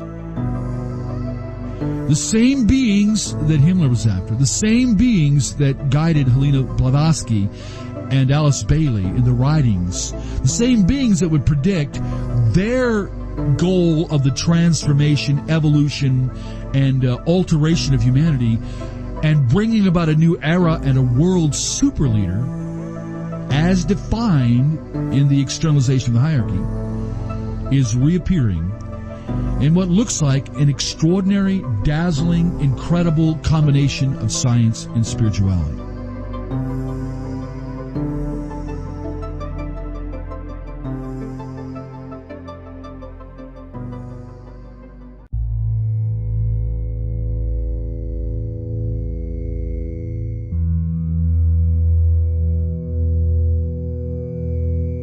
Let me begin by stating here that I am not against the advancement of technology. I believe that much of the work is done with good intentions for the well-being of mankind. However, as the old adage goes, the road to hell is paved with good intentions. There are in general 4 areas of advancing technologies. These are called GRIN technologies. They stand for genetic, robotic, intelligence, and nanotechnology. Early in the 20th century, we saw the development of what was called eugenics. Eugenics was a social philosophy with the belief that humans could improve their genetic quality by selective control of human breeding and sterilization. The history of eugenics in America has largely been forgotten. For example, eugenics was widely accepted in the US academic community in the early 1900s with financial support from corporations like the Carnegie Institution and the Rockefeller Foundation. Many U.S. states also had laws that allowed eugenics-based sterilization and euthanasia. While today, eugenics is largely remembered as Nazi propaganda, the reality is that it was a major part of American culture. But many believe that the concept of eugenics has gone away and no longer exists, but they are wrong. Eugenics simply goes by another name today. Bill Gates, who of course runs the biggest charitable philanthropic foundation, which is tax-free, the Bill and Melinda Gates Foundation, and I just want to point out leading into it, they are explicitly in lockstep with the Rockefeller Foundation and completely continuing what has been a century-long saga of eugenics, social engineering, collectivism, and destruction of all independence. They're pushing GMOs in all sectors of the world. You know what's going on domestically. Hopefully you've heard about how they're pushing it into African communities in India, in Latin America. They're destroying local agriculture while forcing people to take food aid or grow GMOs that are destructive to their health. According to all the studies, they're ignoring all the warning signs and putting more and more money behind it while literally paying propaganda to portray them as our saviors and those who are saving us not only money but lives. Bill Gates pays media to portray him as a saint. And you notice how every article always mentions that he's saving lives, how he's doing something great for the world by pushing and calling to curb population. His famous TED speech, he talked about lowering the world's population by at least 15% with as a key vector for that. And I exposed how NPR, ABC, the London Guardian, BBC, the Alliance for Green Revolution, Gavi, Monsanto, Cargill, all these industries, all these media outlets, all these corporate entities are locked together with the Bill Gates and Rockefeller Foundation to deceive the world, to force dangerous food upon us, and to consolidate, frankly, a staggering, disturbing amount of money. One final note I'll add is that the whole rise of foundations was in response to the outrage over monopolies at the turn of the 20th century. The Rockefellers, the Carnegies, the Harrimans amassed more money than anyone ever had. They monopolized the rail, the oil, and the steel industries. They developed and used antitrust laws to try to strike them down, but they went underground, they went sophisticated, and it was revealed, at least at the time, that Nelson Rockefeller was being appointed as vice president, the extent to which they had used hundreds, maybe thousands of tax-free entities to put their money offshore, out of reach, while pushing the most un-American, most disturbing, most anti-human programs under the sun. They investigated it in Congress in 1953, and Charlotte Iserby will tell you they tried to even destroy the records of those hearings, though they were non-binding. Iserby was able to save those documents. That's why we know so much today.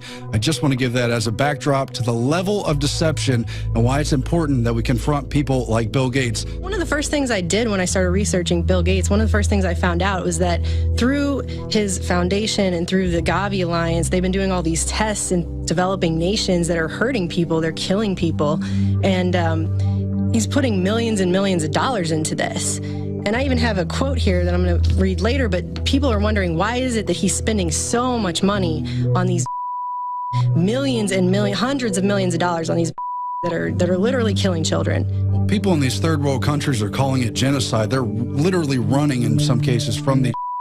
In some cases, they're killing the people who are sending the Syria and all these countries, they're actually killing them. They're saying they've said on record they think they're coming there to kill their children. And Bill Gates cares so much about these.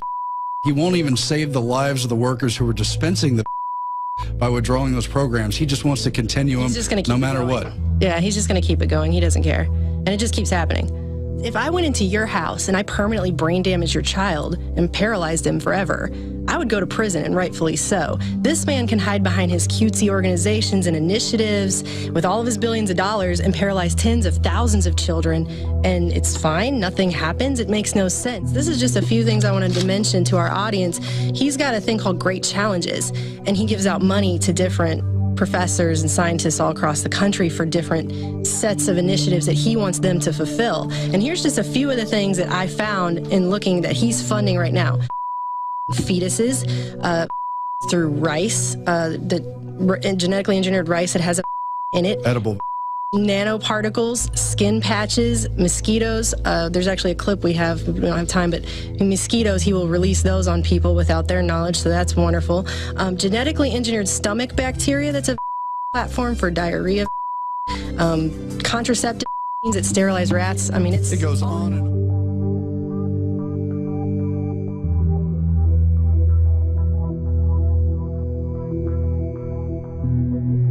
In 1998, Dr. Gregory Pence, professor of philosophy and arts and humanities at the University of Alabama, stated, quote, "Many people love their retrievers and their sunny dispositions around children and adults. Could people be chosen in the same way? Would it be so terrible to allow parents to at least aim for a certain type in the same way that great breeders try to match a breed of dog to the needs of a family?" Bioethicist Arthur Kaplan from the University of Pennsylvania, in an interview with ABC News back in 2000, stated, quote, "Making babies sexually will become rare. Many parents will leap at the chance to make their children smarter, fitter, and prettier. Ethical concerns will be overtaken by the realization that technology simply makes for better children. In a competitive market society, people are going to want to give their kids an edge. They'll slowly get used to the idea that a genetic edge is not greatly different from an environmental edge." Francis Fukuyama of the Institute for Public Policy at George Mason University, and author of The End of History, stated, quote, "Biotechnology will be able to accomplish what the radical ideologies of the past with their unbelievably crude technologies were unable to accomplish, to bring about a new type of human being. Within the next couple generations, we will have definitively finished human history because we will have abolished human beings as such, and then a new post-human history will begin." And finally, Joel Garria, in his book Radical Evolution, The Promise and Peril of Enhancing Our Minds, Our Bodies, and What It Means to Be Human, stated, quote, "The ability to tinker with our genes offers the astounding promise and peril of immortality, which mythically has been the defining difference between gods and mortals. It also offers the possibility of an even greater variety of breeds of human than there is of dogs." The list of organizations and groups working tirelessly for the advancement in various areas of technologies and the conscious evolution of humanity is vast. Alcor Life Extension Foundation, based out of Scottsdale, Arizona, is a nonprofit company advocating and performing cryonics, the preservation of humans in liquid nitrogen after legal death, with the hopes of restoring them in full health in the future when the technology is developed. As of March 31st, 2013, Alcor has 985 members and 117 in cryopreservation. The concept of no longer existing terrifies me. I don't want to just go to sleep and not wake up. I want to actually have a good chance at reanimation and just continuing my existence. I'm an atheist, so I don't believe that there's existence beyond what we have in the within the laws of science. And so far, cryonics is the only atheist alternative. How old are you? I'm 16. Oh my gosh. I'm going to be 17 next month.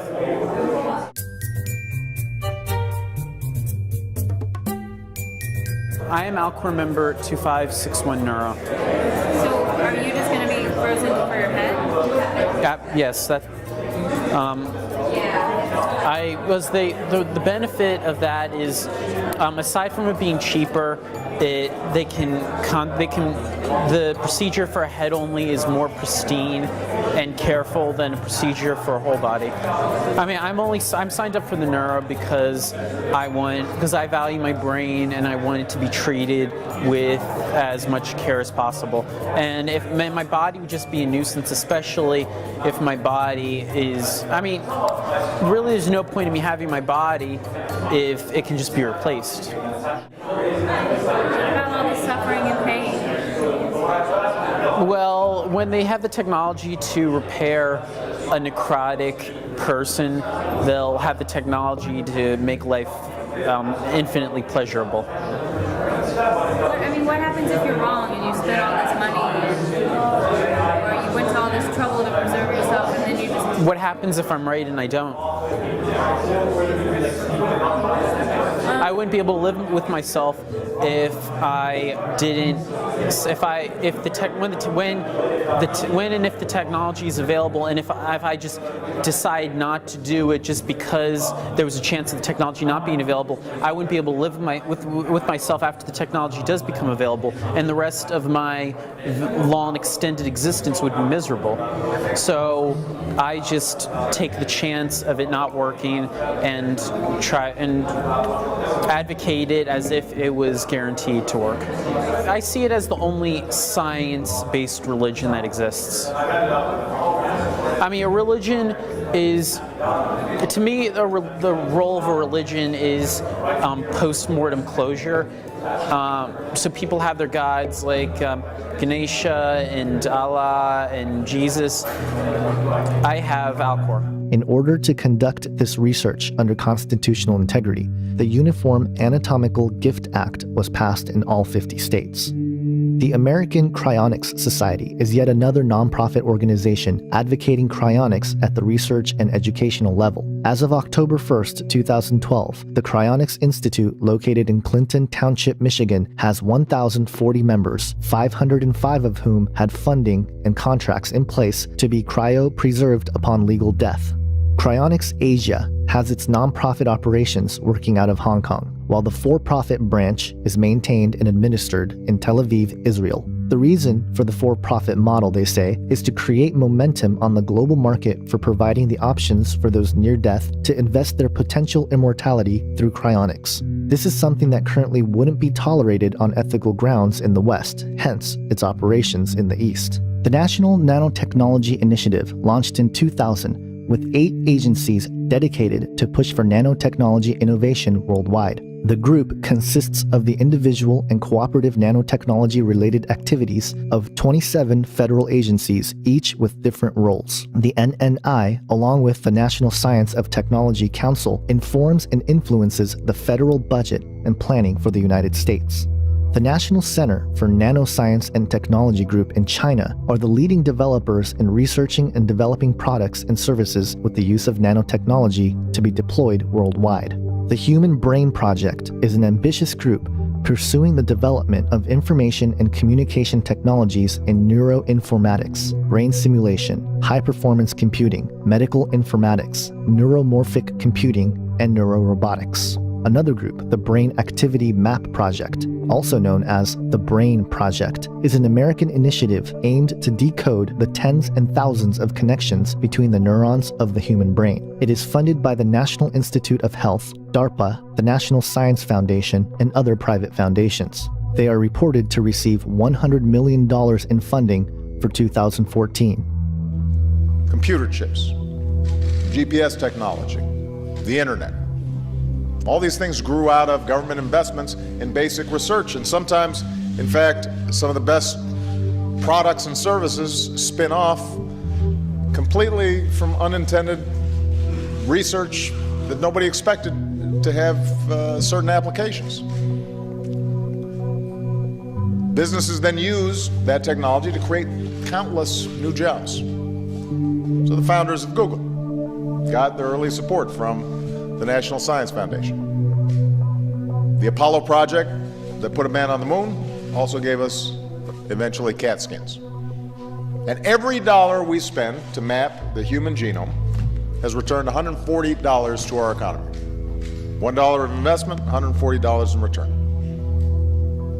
So Dr. Collins helped lead that genome effort, and that's why we thought it was appropriate to have him here to announce the next great American project, and that's what we're calling the Brain Initiative.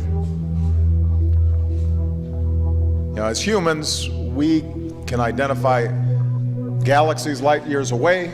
We can study particles smaller than an atom, but we still haven't unlocked the mystery of the 3 pounds of matter that sits between our ears. Today, scientists possess the capability to study individual neurons and figure out the main functions of certain areas of the brain. But a human brain contains almost 100 billion neurons, making trillions of connections. So Dr. Collins says it's like listening to the string section and trying to figure out what the whole orchestra sounds like. So as a result, we're still unable to cure diseases like Alzheimer's or autism, or fully reverse the effects of a stroke. And the most powerful computer in the world isn't nearly as intuitive as the one we're born with. So there's this enormous mystery waiting to be unlocked. And the Brain Initiative will change that by giving scientists the tools they need to get a dynamic picture of the brain in action and better understand how we think and how we learn and how we remember. And that knowledge will be transformative. There are other private companies working to develop brain-inspired technologies. IBM had recently made progress in successfully simulating nearly 5% of the human brain through what's called the Blue Gene computer. Another breakthrough by IBM was a pair of cognitive chips built on the nanoscale to simulate brain memory functions. Trying to bring together neuroscience, supercomputing, and nanotechnology to create a radically different computer architecture that mimics the function, low power, small size, and real time of the human brain. Modern computers, because of their sequential, symbolic nature, can be likened to the left brain, whereas the human brain is capable of parallel, short, complex thinking, and it can be likened to the right brain. While on one hand, our competitors are chasing the tail end of the left brain computers, IBM is opening up entirely new way of computing, thinking, and serving our customers, thereby giving rise to a continuum of architectures between the left brain von Neumann machines and the right brain cognitive computers. We have created breakthrough chips at the scale of a worm brain, and now we are on the path to create a new True North chip at the scale of B-brain. Horizon 2020 is the biggest EU research and innovative program ever, with over $100 billion in funding available over 7 years from 2014 to 2020. The program aims to fund the development of various technologies such as 3D printing, medical robotics, and nanotechnology, and has specifically applied over $2 billion towards the Human Brain Project to not only map the brain, but to also create the platform for future developments such as neural implants and mind-uploading devices. The EU Enhance project has also, in conjunction with the Europe 2045 initiative, has begun development of what is called the Augmented Learning Environment, which entails an educational platform that incorporates current online multiplayer RPGs with social role-playing games to facilitate a digital educational environment for students. Aldebaran Robotics in Paris, France, says that according to the United Nations, robotics will be the technological revolution of the 21st century. Thus, this group is working with the current platforms of interactive technologies to provide the first commercialized autonomous humanoid robots.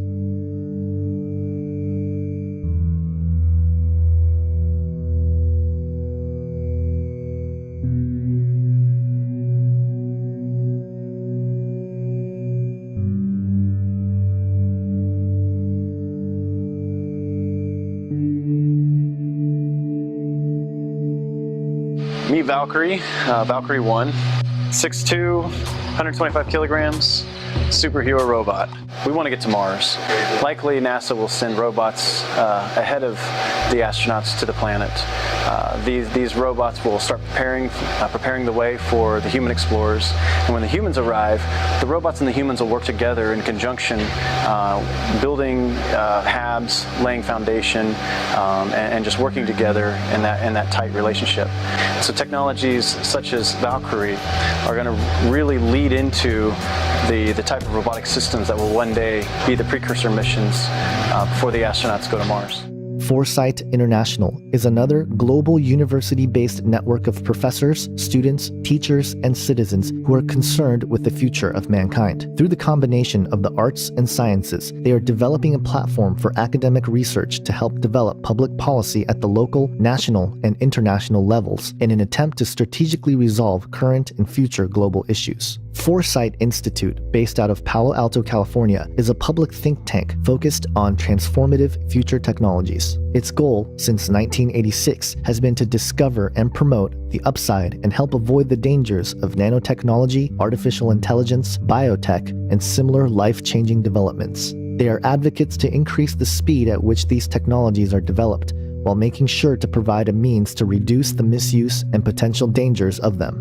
The Machine Intelligence Research Institute, founded in the year 2000, advocates ideas initially put forward by I.J. Good and Werner Vinge regarding the intelligence explosion, or more commonly known as the singularity. Head of engineering at Google, Ray Kurzweil, served as one of its directors from 2007 to 2010 and maintains an advisory board which includes Oxford philosopher Nick Bostrom, biomedical gerontologist Aubrey de Grey, PayPal co-founder Peter Thiel, and Foresight Nanotech Institute co-founder Christine Peterson. While looking up all these groups, one of the major topics to hit the news stream was the fact that Google purchased Boston Dynamics, a military robotics maker. What was not reported were the other 7 robotics companies that Google purchased along the way.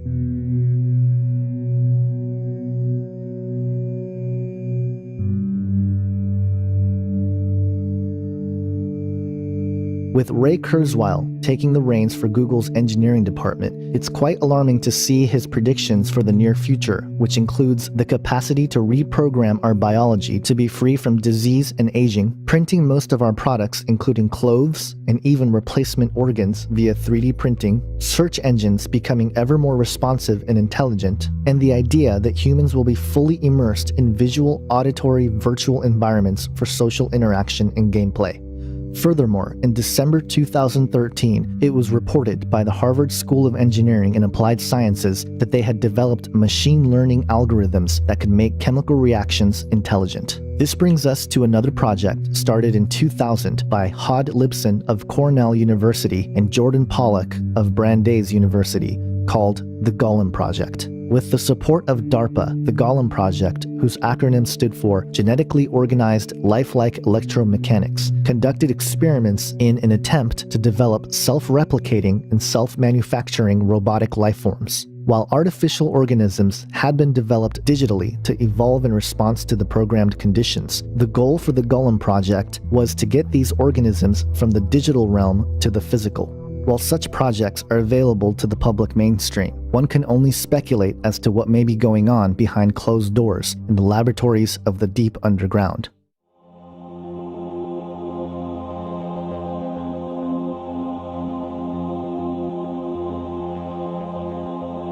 It should be clear by now that the modern technological and scientific agenda is built upon the same spiritual philosophies as ancient alchemy. The desire for man to create artificial life and as a result play God is nothing new. One of the goals for the alchemists was to create what is known as the golem, an animated anthropomorphic being created purely out of inanimate matter through magical workings. The Hebrew word golem is used once in the Bible and is found in Psalms 139:16, translated as unformed substance. Quote, "Your eyes saw my unformed substance. In your book were written, every one of them, the days that were formed for me, when as yet there was none of them." According to Talmudic legends, Adam was initially created by God as a golem, or as a body without a soul, for the first 12 hours of his existence. The substance that gave his mindless body a soul was the breath of God. It was at this point that man became the image bearers of God. Quote, "Then the Lord God formed the man of dust from the ground, and breathed into his nostrils the breath of life, and the man became a living soul." While it is appropriate for God himself to create life out of non-life, it is easy to see that man attempting to do the same is in essence playing out the lie that was promised to us before the fall of mankind. The methods to form a golem were vast and complex, involving everything from meditative techniques, numerological markings, and ritual chanting. There are many Jewish traditions of holy rabbis and sages creating a golem. For example, when Eliezer of Worms, a 12th century Talmudist and mystic, commented on the Sefer Yezerah, or what is known as the Book of Formation, one of the earliest Kabbalistic writings, he gave a detailed and complex report of how to form a golem through advanced spiritual meditative techniques called the 221 gates. But perhaps the most famous golem is the one allegedly created by Rabbi Yehuda Levi ben Betzalel of Prague, known as the Maharal, in the 16th century. The legend goes that the Maharal created a golem named Yosel to help save the Jews of Prague from the blood libel, an early form of anti-Semitism where cults derived from Roman Catholicism falsely accused the Jews for kidnapping and murdering children to use their blood in religious rituals. After fulfilling his purpose, the golem Yosel was deanimated by the Maharal. It is widely believed that Yosel's body was stored and still lays in the attic of Prague's Old New Synagogue, a building that was curiously not destroyed by the Nazis in World War II. In fact, it is believed that the Gestapo didn't even enter the attic when they took hold of the synagogue. This is no surprise, since it is well known that Hitler spoke often of the Übermensch to describe the National Socialist agenda of creating a biological superior Aryan race that would rule the earth for 1,000 years. In alchemy, it was the 16th century alchemist and occultist named Paracelsus who described how to create the golem, referred to as the homunculus in alchemical terms. In the Hermetic and Alchemical writings of Paracelsus, he said, quote, "But neither must we by any means forget the generation of homunculi, for there is some truth in this thing, although for a long time it was held in a most occult manner and with secrecy, while there was no little doubt and question among some of the old philosophers whether it was possible to nature and art that a man should be begotten without the female body and the natural womb. In order to accomplish it, you must proceed thus. Let the semen of a man putrefy by itself in a sealed cucurbite with the highest putrefaction until it begins to live, move, and be agitated, which can easily be seen. If now, after this, it be every day nourished and fed cautiously and prudently with the arcanum of human blood and kept for 40 weeks in the perpetual and equal heat, it becomes, thenceforth, a true and living infant, having all the members of a child that is born from a woman, but much smaller. This we call a homunculus, and it should be afterwards educated with the greatest care and zeal until it grows up and begins to display intelligence. Now this is one of the greatest secrets which God has revealed to mortal and fallible man. It is a miracle and marvel of God, an arcanum above arcana, and deserves to be kept secret until the last times, when there shall be nothing hidden, but all things shall be made manifest. In more recent times, it was the pioneer rocket fuel scientist and occultist Jack Parsons and the founder of Scientology, L. Ron Hubbard, who performed magical ceremonies and rituals called Babylon working, carrying on the work done by occultist Aleister Crowley, who called himself the Great Beast 666. Parsons and Hubbard claimed to make contact with the spiritual realm to unleash an entity of a divine female named Babylon. But perhaps the most interesting part of all the rituals performed by Parsons and Hubbard was that of what is called the mannequin. The accounts of the mannequin begins with a huge steel container codenamed Jumbo that accompanied the first atomic bomb explosion on the Trinity site in New Mexico on July 16, 1945. The Brookings Institute released a short explanation of Jumbo in February of 2013, which stated, quote, "As preparations for the first nuclear weapons test, General Leslie Groves, the head of the Manhattan Project, began to worry about what would happen if the test was a failure. With a very limited supply of plutonium then available, a failure could scatter tens of millions of dollars of the precious element across the New Mexico desert. To avoid this problem, a massive steel vessel to contain the explosion was built at a cost of $142 million.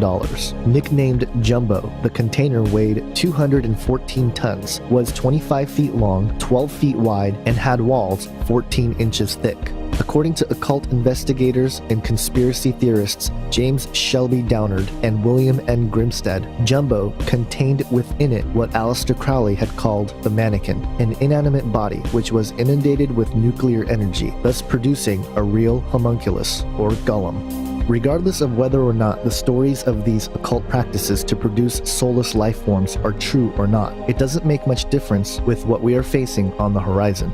What we will come to discover is that Satan's grand agenda is to produce his own golem or homunculi out of the human race, so that we might abandon the image of God in exchange for the image of the beast.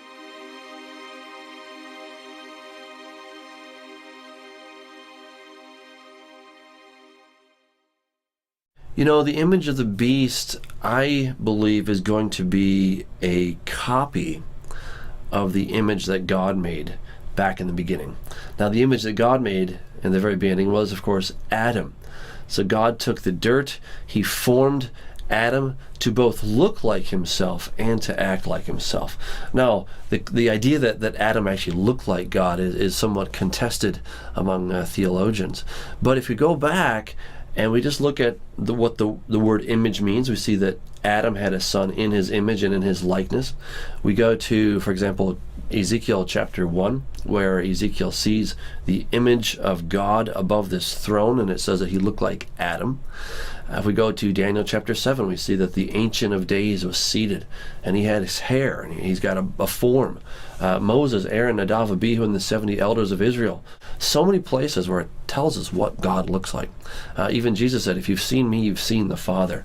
So God does have a form. We are created to look accordingly to that form. We're not obviously the same as God, but we look like God to a lesser extent. And therefore, I think the motto is, anything you can do, I can do better. I think that's Satan's basic idea here, that, you know, he can also create someone in his image and in his likeness. And I think, you know, if we look at it, you have Satan is equivalent to the Father. The Antichrist would be equivalent to Jesus the Son, and then the false prophet would be analogous to the Holy Spirit. So these three in one, as it were, now are going to create someone who is in their image. And I believe that is what the image of the beast is all about. It's now acting as God acted in the beginning to now create a counterfeit, but still someone who is in their own image. And I don't believe that the image of the beast is going to be a real live person. He may look completely real. He may act like a human, but he does not have a soul. And we know that because at the end of all things, when the Antichrist and the false prophet are thrown into the lake of fire, there's no mention of the image of the beast. He's not judged. He just simply appears to just go away, because he's not really, he's not a person of any sort.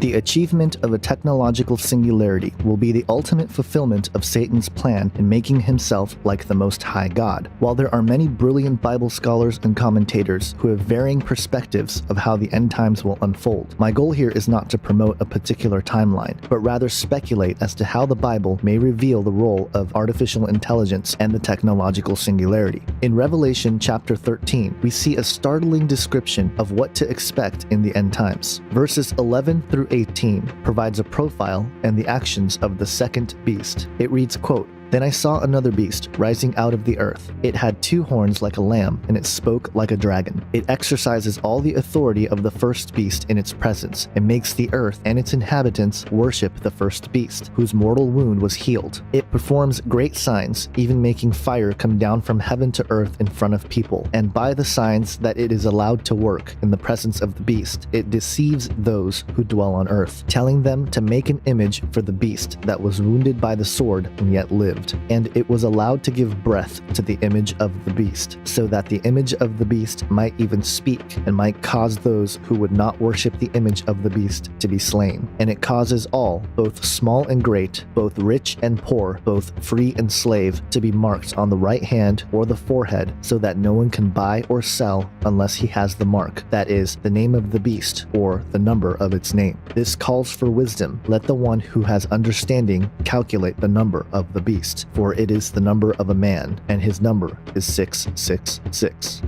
To begin, it is important to point out that the second beast is otherwise known as the false prophet. Recent Bible scholars and authors Tom Horn and Chris Putnam, in their books Petros Romanus, The Final Pope is Here, and the follow-up Exo Vaticana, Petros Romanus and the Vatican's Astonishing Plans for the Arrival of an Alien Savior, have raised the possibility that our current Pope, Pope Francis, would not only be the final Pope as prophesied in the prophecy of the popes, allegedly written by St. Malachi in the 12th century, but the false prophet himself. Revelation 13:11 states that the false prophet will have 2 horns like a lamb, but speak like a dragon. The dragon is undoubtedly Satan, but what is amazing is that the current pope is loved and adored by the world. Time magazine chose Pope Francis as Time's Person of the Year for 2013, and his popularity is steadily increasing. Still, I am not ready to say that Pope Francis is the false prophet described in Revelation 13. However, given the circumstances of the various aspects that Tom Horn and Chris Putnam have pointed out regarding the Vatican and their potential plans to reveal an extraterrestrial presence on Earth, I cannot rule out the possibility. If Pope Francis is the false prophet, then we would have to see the Antichrist rise to power first, conquer several nations surrounding Israel, and be killed in the process. This is because Revelation 13 tells us that it is the false prophet who uses miracles to resurrect the first beast, whose mortal wound was healed. In fact, his counterfeit signs and miracles are so powerful that he even calls fire down from heaven to earth in front of people. Perhaps this fire that comes down from heaven in front of people has to do with the extraterrestrial presence that is due to be revealed. This is likely since we know that the coming of the lawless one will be led by the activity of Satan with all power and false signs and wonders. This call of fire down from heaven might be a counterfeit to Elijah in 2 Kings 1 as a way to deceitfully convince the world that he possesses the spirit of Elijah, as did John the Baptist, paving the way for Jesus. In light of these possibilities, as Horn and Putnam have pointed out, it is quite startling that the Vatican owns some of the most powerful telescopes in the world. The Vatican Advanced Technology Telescope sits on top of the Mount Graham International Observatory in southeast Arizona. Next to this telescope on Mount Graham is another telescope, the Large Binocular Telescope named Lucifer, which stands for Large Binocular Telescope Near Infrared Utility with Camera and Integral Field Unit for Extragalactic Research. If the Vatican and the papacy does not have anything to do with what is prophesied in Revelation 13, why do they own the most powerful telescope in the world, and what are they looking for?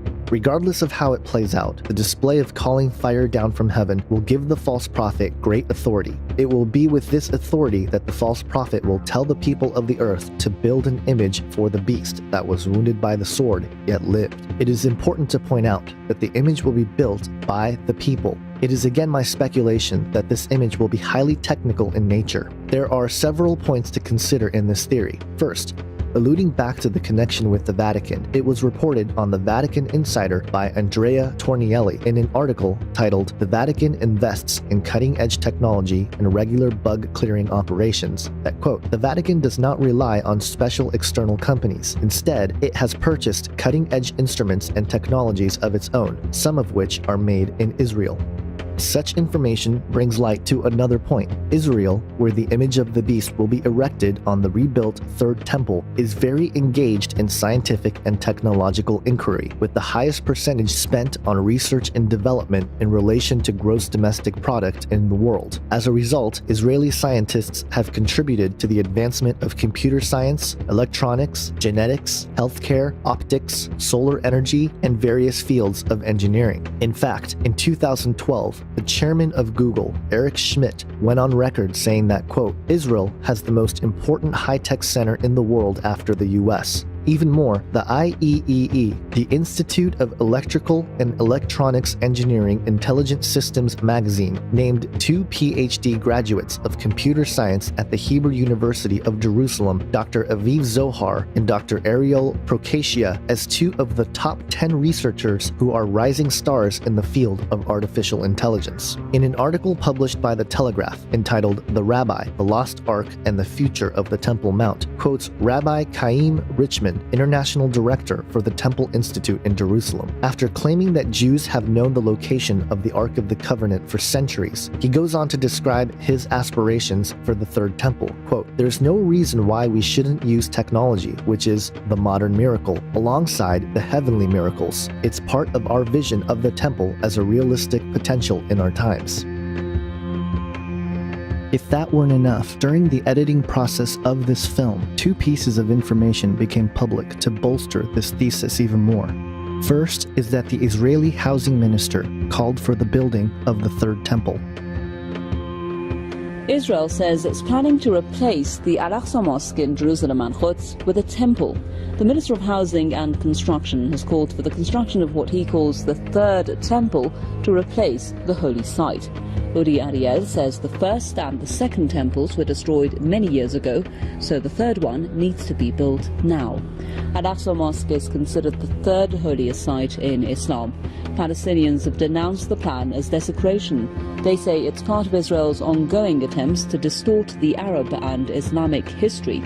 Palestinians argue that Jerusalem is the capital of a future Palestinian independent state and that its heritage should remain intact. Secondly, Infowars.com reported on January 27th that during the Cybertech 2014 conference held in Israel, Prime Minister Benjamin Netanyahu proposed establishing a, quote, kind of UN of the internet led by Israel. According to the article, Netanyahu stated, quote, "We need a coalition of leading companies with capabilities in this world. This is the best thing that we can do to deal with the challenges. In my opinion, Israel is the leader in this field. We decided to concentrate these skills and establish a consortium of our security agencies, research institutes, and businesses. We think we can turn the curse of the internet into a blessing because we all need it. We set up a special organization, a cyber headquarters, to see how it is possible to combine these capabilities with others. This is something we all want to see, a cyber world that is open, free, and prosperous, in which everyone participates. When you think about cyber, you'll think about Israel."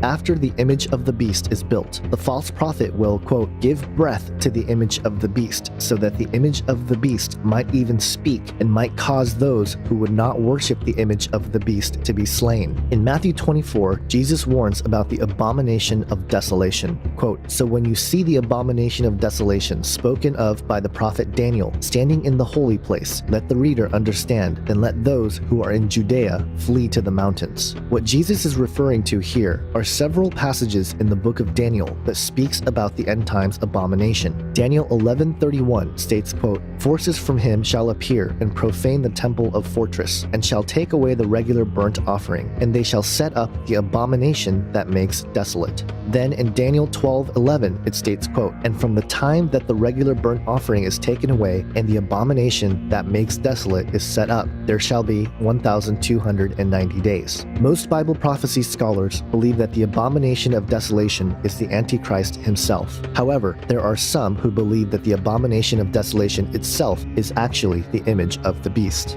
Warren Wendell Wiersbe, a Bible scholar and pastor, stated in 1992 in his expository outline on the New Testament, quote, "The false prophet is the one who orders the image of the beast made. This is the abomination of desolation found in Matthew 24:15, Daniel 11:45, and 2 Thessalonians 2:4. The beast will have his image set up in the restored Jewish temple in Jerusalem at this time. This image will come to life. It will speak and greatly amaze the world. Both the beast and his image will speak great things and utter blasphemies against heaven." Then, in his Bible exposition commentary on Revelation 13:11, he states, quote, "What is the abomination of desolation?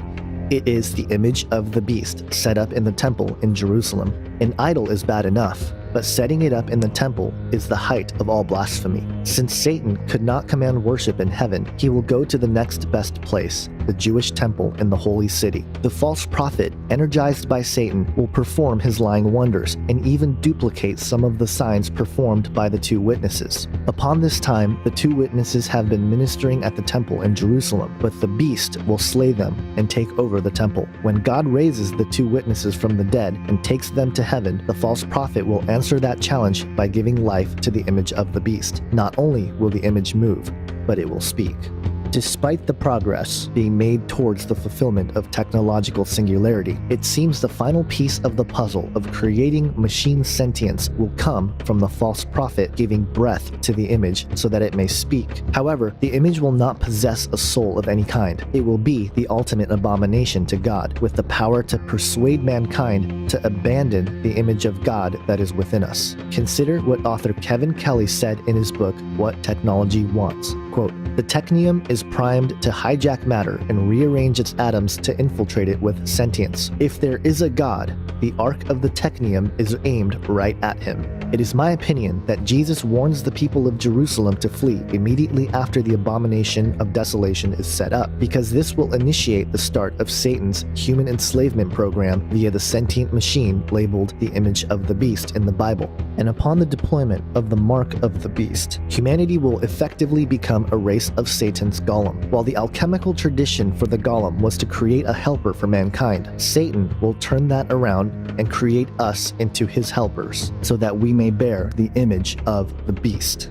One way to picture what this might look like is to consider the development of the internet as being part of what is speculated to become a conscious global brain. According to Dick Pelletier, a columnist who writes about future science and technology, stated, quote, "Computer scientists compare the internet to Earth growing a global brain. As users, we represent the neurons. Our emails, IMs, and blogs act as synaptic actions, and electromagnetic waves through the sky become neural pathways. Like germinating seeds, this wonder tech continues to evolve, and as many predict, will not stop until it achieves human-like consciousness. The image of the beast will, quote, cause those who would not worship the image of the beast to be slain.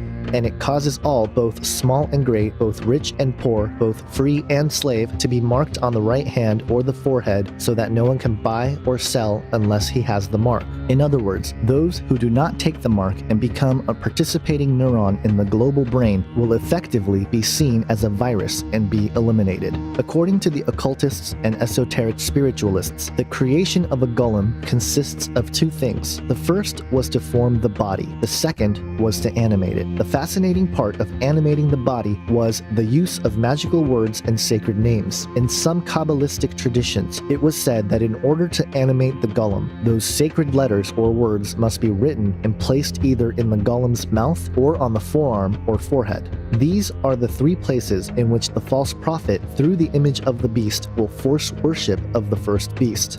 The mouth, where if you do not worship the image of the beast, you will be killed, and the right hand or the forehead, where unless you receive the mark of the beast, you will not be allowed to buy, sell, or trade. The mark of the beast will effectively be promoted as the long-desired philosopher's stone, which will finally give humanity all that it has lost from the fall. Given the technological framework that we've been looking at, the various life extension projects, as well as the development of transhumanism and post-humanism, will be achieved. But according to the Bible, such a promise will not be all that it's cracked up to be. The fifth trumpet in Revelation 9:6 describes, quote, "In those days, people will seek death and not find it. They will long to die, but death will flee from them."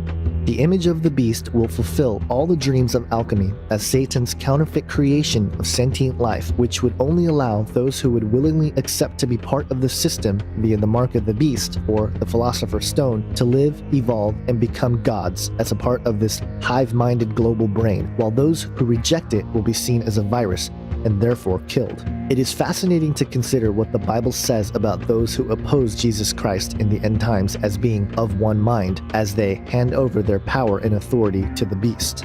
While these speculations seem wild and incredible, with all the talk of mind uploading, transhumanism, hologram-like avatar bodies, and gateways to the human brain, I would simply like to suggest that the Bible is not silent on such matters. In fact, it is my opinion that the Word of God had warned us all along that these developments will be a major sign that His return is near. Perhaps this is why Jesus said in Matthew 24:22, quote, "And if those days had not been cut short, no human being would be saved, but for the sake of the elect, those days will be cut short."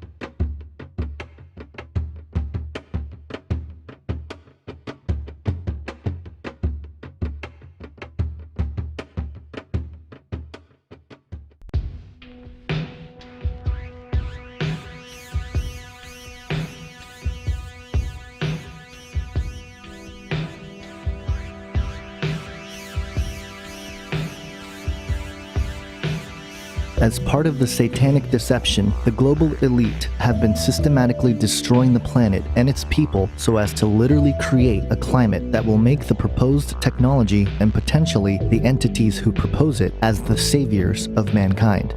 While there are many threads to this agenda, we will look at 3 general areas where this is happening and how the Bible reveals these as signs of the end times.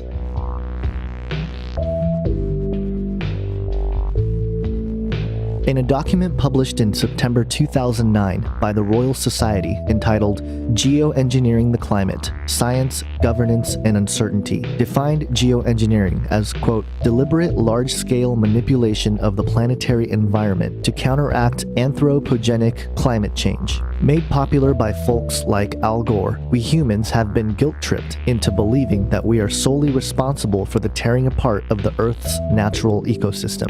This is only partially true. The Industrial Revolution certainly paved the way for large-scale changes in our environment. As a result, the amount of waste that is produced by humans has grown to astronomical levels. According to EPA estimates, Americans collectively produce about 1.35 billion pounds of garbage a day. That's 251 million tons of garbage each year, equivalent to nearly 5,000 Titanics. Despite the increase in the amount of waste we produce, it's no match for the kind of tinkering that the global elite have done to our climate. Geoengineering is weather modification on a global scale.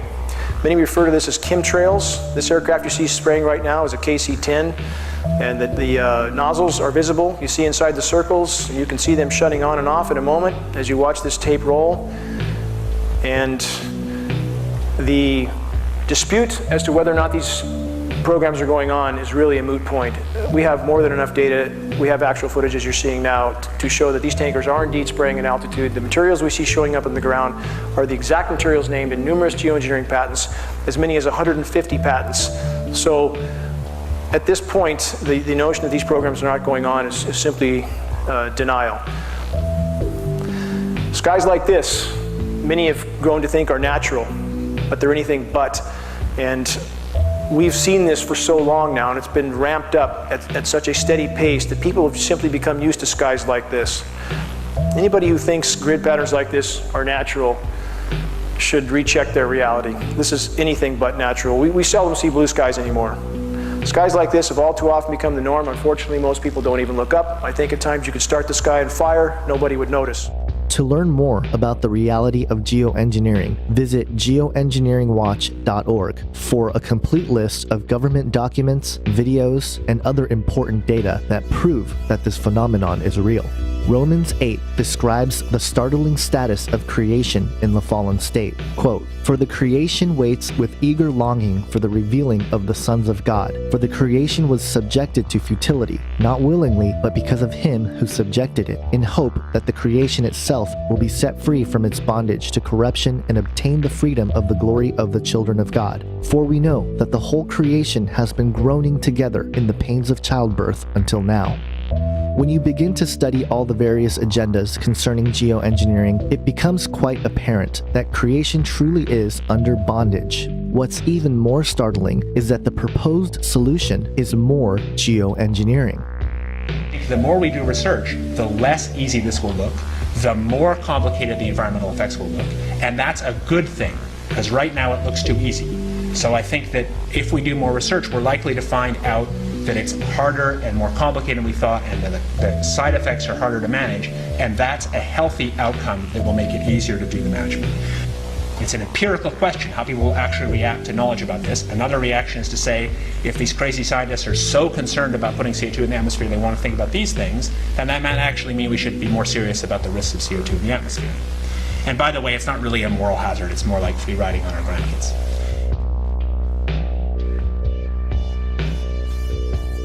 With the deceived technocrats and globalists using geoengineering to control the Earth's weather systems, there are two important side effects to consider: earthquakes and famines. While the United States Geological Survey offers data that clearly shows an increase in seismic activity over the last few decades, the USGS themselves attempts to explain it away by stating, quote, "A partial explanation may lie in the fact that in the last 20 years, we have definitely had an increase in the number of earthquakes we have been able to locate each year. This is because of the tremendous increase in the number of seismograph stations in the world and the many improvements in global communications." Even the USGS claims that this might be a, quote, partial explanation. There are a couple of reasons why I believe they would even suggest this as a possibility. One, they don't want to alarm the world of the increase in seismic activity so as to expose the manipulation of the weather by the global elite. And or, two, they don't want what Jesus said to be true. In Matthew 24:7, Jesus warns that as the end of the age nears, we will expect to see famines and earthquakes in various places. Perhaps Jesus knew that his return would come at a time when the Earth's ecosystems would literally be under the control of technocrats who have abused their privilege of having access to such powerful technologies. The second part of the effects are famines.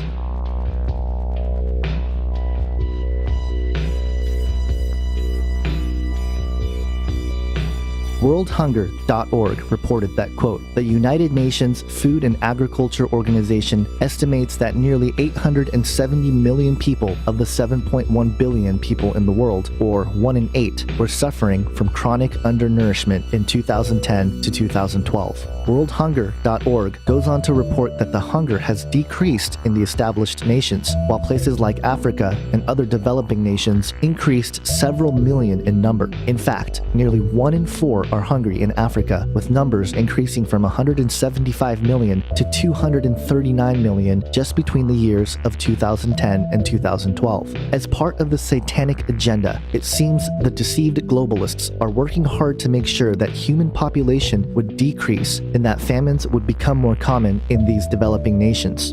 And while 1 in 8 being hungry is still unacceptable, especially knowing that we produce enough food for everyone in the world to consume 2,720 calories per day, what we can expect to see is an increase in famines around the world. Our job as believers is to be salt and light unto the world, and as such, many godly Christian churches partake in helping those nations in need.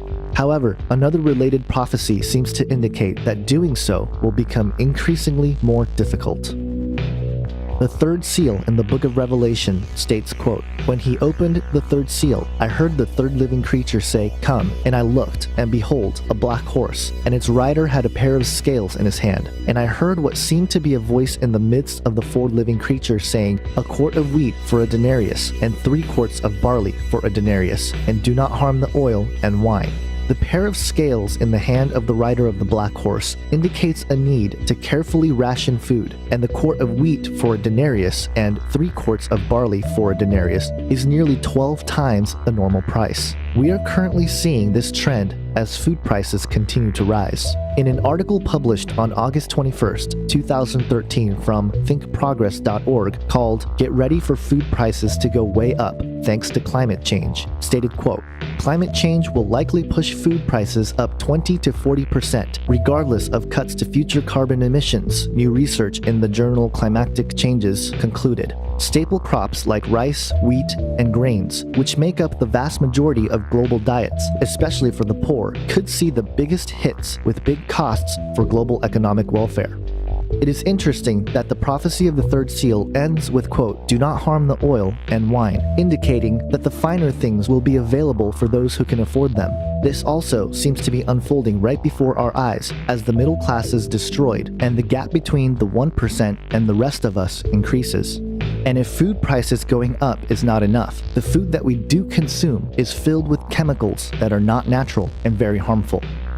There is a reason why autism and other neurodevelopmental disorders, along with cancer rates, have been steadily rising, with cancer in particular expected to go up to 20 million diagnoses by the year 2025. All of these problems have come despite the alleged progress in science and technology. A common rejection to such alarming data is the claim that the numbers are skewed because we are living longer and we have better technologies to detect these diseases earlier. While that may be partially true, the reality is that modern medicine has become the forefront of the scientific dictatorship. While individual doctors, nurses, and the many good folks in the healthcare industry are in it with the sincere desire to help people, the reality is that the system itself is rooted in the mystery religions. Perhaps this is why the symbol for modern medicine has been, purposely or not, changed from the rod of Asclepius, which represented the medical arts in Greek mythology, to the caduceus, or the staff of Hermes, which represents commerce, theft, deception, and in astrology and alchemy, the wand that wakes the sleeping and sends the awake to sleep. In a list compiled by Care2.com of the 18 biggest problems with modern medicine gives evidence of this scientific dictatorship. Some examples of the problems pointed out by the article include, quote, instead of treating the underlying causes or imbalances, doctors often merely manage symptoms. Doctors see the human body as a machine with separate parts that can be treated independently rather than as an integrated whole. In addition, the mind and body are also seen as separate, independent entities, and emotions are often ignored. The drug industry is too enmeshed in the medical system. The pharmaceutical industry has way too much power and is bribing doctors to use their drugs and researchers to produce positive results for their drugs. And more than 80% of all medical treatments used have been untested by rigorous peer-reviewed study, yet the medical establishment insists that alternative health treatments must undergo these before they can be used. The system of evaluation needs to be changed. The reality is that money controls the medical system, and because of that, the system as a whole is actually destroying society, not helping it. Here are some more alarming numbers. In the summer of 2013, reports came out that researchers from the Mayo Clinic found that nearly 70% of Americans are on at least one prescription drug, and more than half receive at least 2 prescription drugs. America has become a pill-popping culture, much like the Soma in Brave New World. This is a touchy issue because I don't think all prescription drugs are simply satanic or evil. I believe they help out a great majority of people. However, the issue is more so the irresponsibility of the industry to diagnose people in earnest to make a quick buck. Please understand that if you are currently on prescription drugs, I'm not implying that you should stop taking them. These matters are between you and God. For more information on this topic, check out a film called Making a Killing: The Untold Story of Psychotropic Drugging. As you might expect, the ultimate pill will be the Philosopher's Stone, or as I have theorized in this film, the Mark of the Beast. But it's not simply to destroy our bodies. The satanic agenda goes beyond the physical into the spiritual.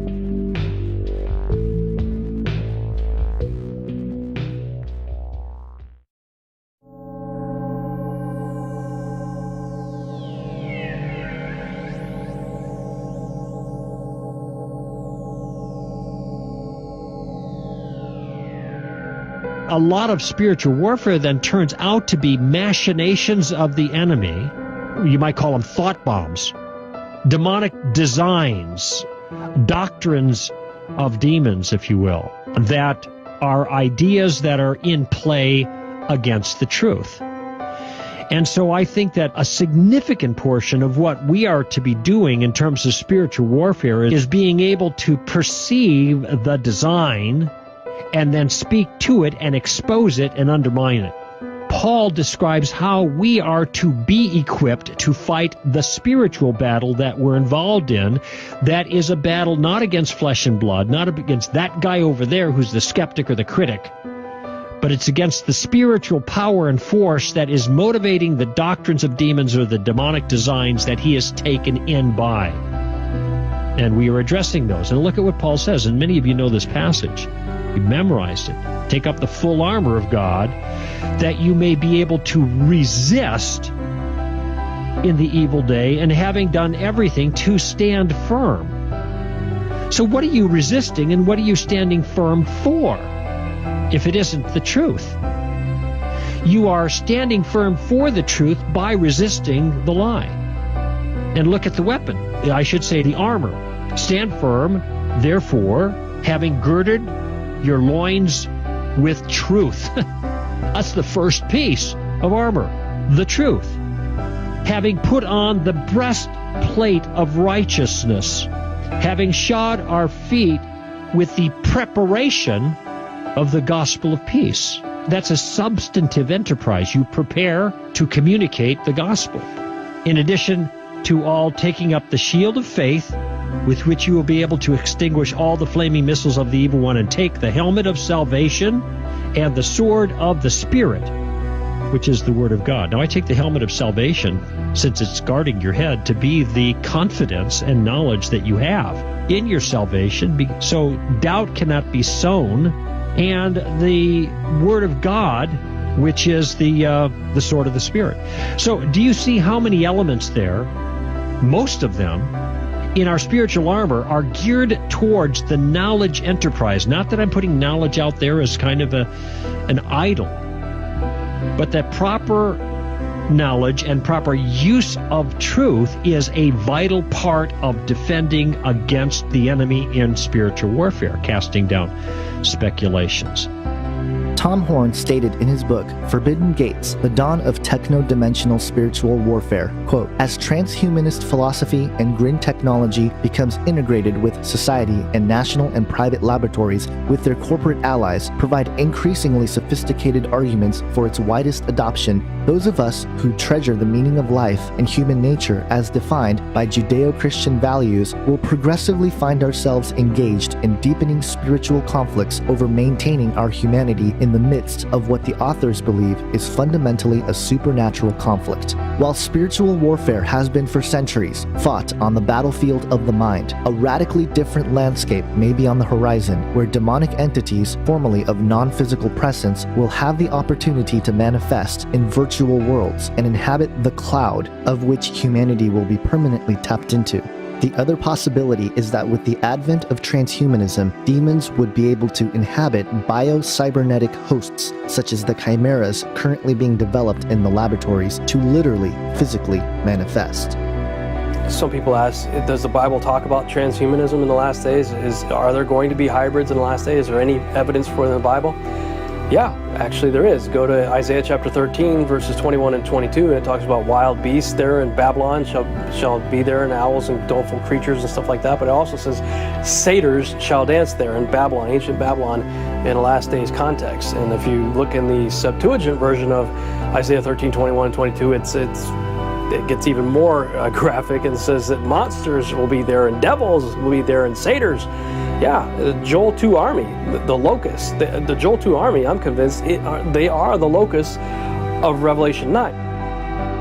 I believe these developments were sought after once before at the Tower of Babel. Genesis 11, 1 through 9 states, quote, "Now the whole earth had one language and the same words. And as people migrated from the east, they found a plain in the land of Shinar and settled there. And they said to one another, 'Come, let us make bricks and burn them thoroughly.' And they had bricks for stone and bitumen for mortar. Then they said, 'Come, let us build ourselves a city and a tower with its top in the heavens, and let us make a name for ourselves, lest we be dispersed over the face of the whole earth.' And the Lord came down to see the city and the tower which the children of man had built. And the Lord said, 'Behold, they are one people, and they have all one language. And this is only the beginning of what they will do, and nothing that they propose to do will now be impossible for them. Come, let us go down and there confuse their language, so that they may not understand one another's speech.' So the Lord dispersed them from there over the face of all the earth, and they left off building the city. Therefore, its name was called Babel, because there the Lord confused the language of all the earth, and from there the Lord dispersed them over the face of all the earth." There is a lot to get from this passage. First, the world was one language. With the advent of digital communication, the world is quickly returning to one language. Ones and zeros. Second, they built a city with a tower with its tops in the heavens. While this can mean literally the sky or even outer space, it's possible that they were trying to reach the next dimension. Then the Lord saw the tower and said, "This is only the beginning of what they will do, and nothing that they propose to do will not be impossible for them." If God declares that nothing they propose will be impossible for them, I would imagine that whatever was being built at the Tower of Babel had much less to do with simply a tower made of bricks and mortar, but one that literally tore open the veil that is set in place between the physical and spiritual world, so as to allow Satan and his demons to come destroy the earth once more, as he tried to back in Genesis 6. Because Satan's plans were thwarted by God back in the days of Babel, it seems his approach became more subtle and gradual as it pertains to his agenda. As such, the developments of the mysteries became a vital necessity for Satan in order to preserve his plans until the time came. And the time is now. Part of the practices for any kind of sorcery or magic has involved hallucinogenic drugs. From the shamans of old to the CIA-constructed drug movement of the 1960s, drugs like DMT, ayahuasca, and psilocybin have been key ingredients in opening up gateways in the mind to spiritual dimensions where entities dwell. But even in my experience with ayahuasca, I came out with a profound understanding of the events that led up to me behaving the way I do nowadays. And most importantly, the way I behave when I don't like the way I'm behaving. And usually those behaviors come from some kind of psychological nagging that is recessed somewhere in the back of your brain that we all carry with us. More so those people that have experienced serious traumas and have much more emotional burdens that they carry. And we've already heard from some people here today that have illustrated that they have experienced those emotional traumas and they continue to carry those burdens.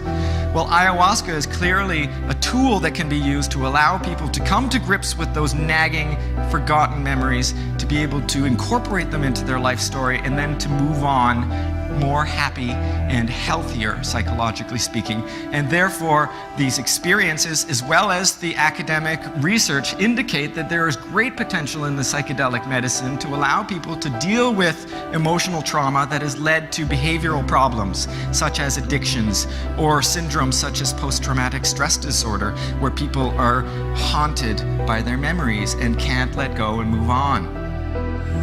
I was in Ecuador in January. And I went to an ayahuasca center called Napusumai Ayahuasca Lodge, and it's just outside of Tena, I think, Tena, yeah.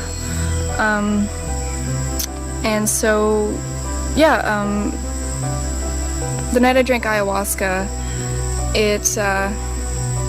the effects came on really strong, and, you know, I could see the typical, like, hallucinogenic, like, you know, colors and swirls and whatever, with my eyes open and closed. It was very vivid and very bright, and that went on for a long time. It was like I would close my eyes and I would see these like kind of like mazes, and I would follow the maze into the trip like deeper and deeper, and so that happened for a while, and my body felt very like tingly and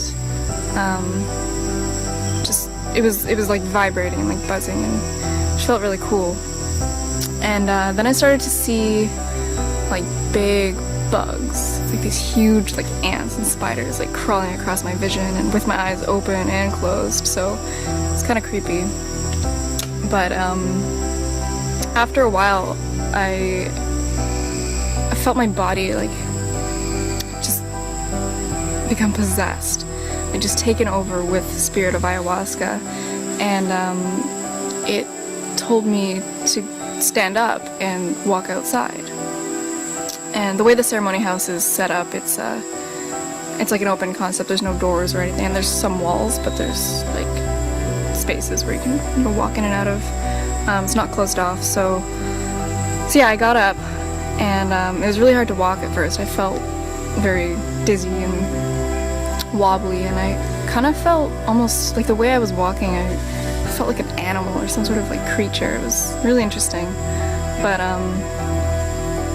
so I got up, left the ceremony house, and I looked around outside, and everything was made up of these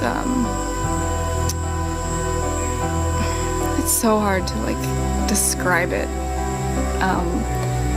but like everywhere I looked, like all the trees, the plants, everything was made up of these little like geometrical patterns and designs that were really brightly colored, and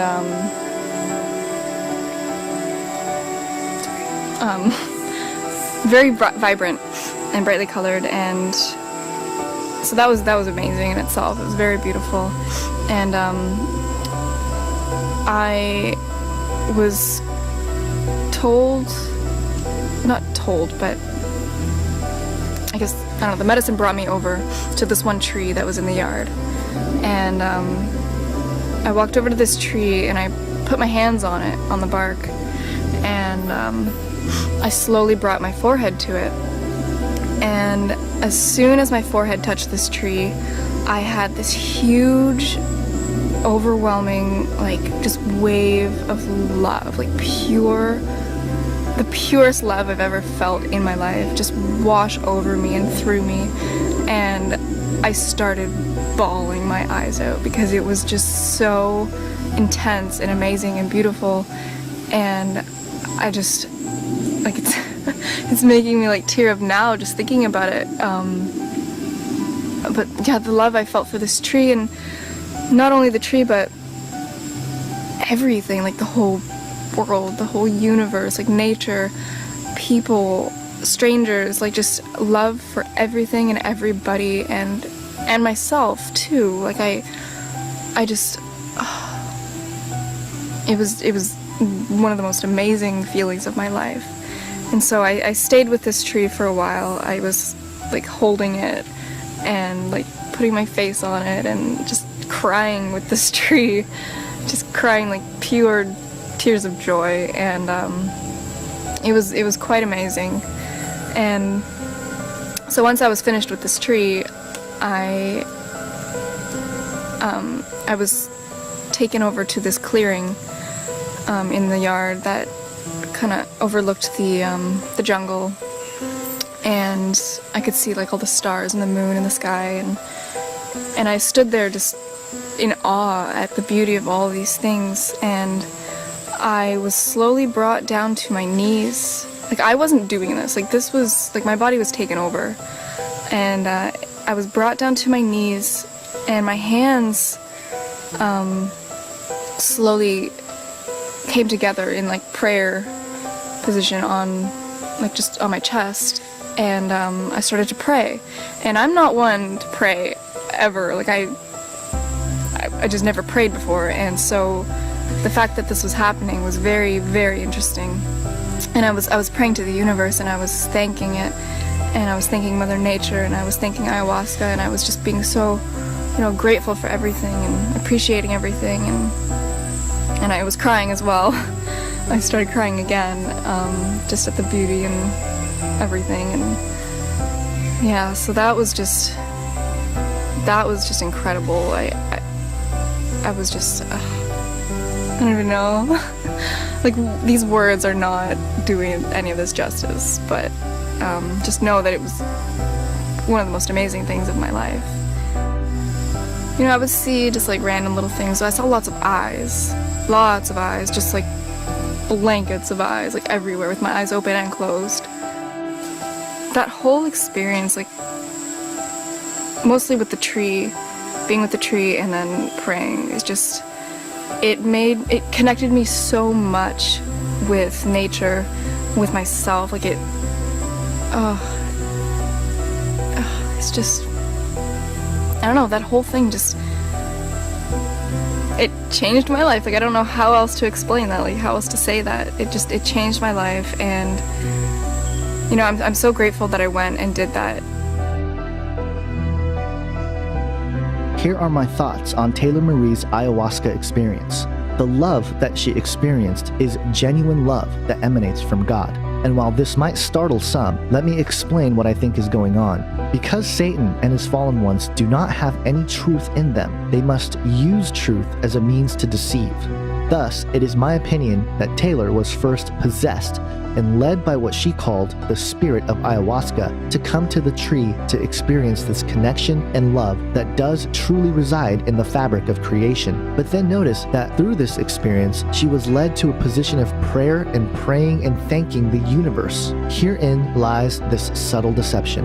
Instead of pointing to God, I believe Satan and his fallen ones use these experiences as a means to divert the subject's worship to anything other than God, or to redefine God in a pantheistic or monistic sense.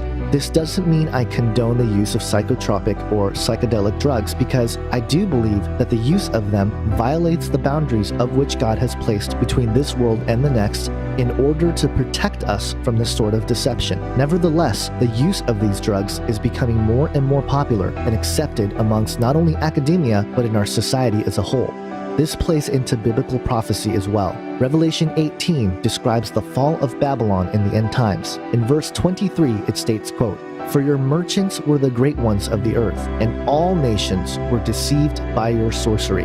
The Greek word for sorcery is pharmakia. It is defined by Strong's 5331 as magic, sorcery, enchantment. But while we are reduced to shamans and chemicals to achieve these sorts of mind-altering experiences, such a thing will become the norm, with brain interfacing blurring the lines between the physical world, the virtual world, even the dream world, and the spiritual world. Looking at the process of rebuilding the modern-day Tower of Babel and combining it with the developments of controlled mind-altering substances and technologies that will merge with our brains, it is of my opinion that the stage is being set for the opening of the abyss.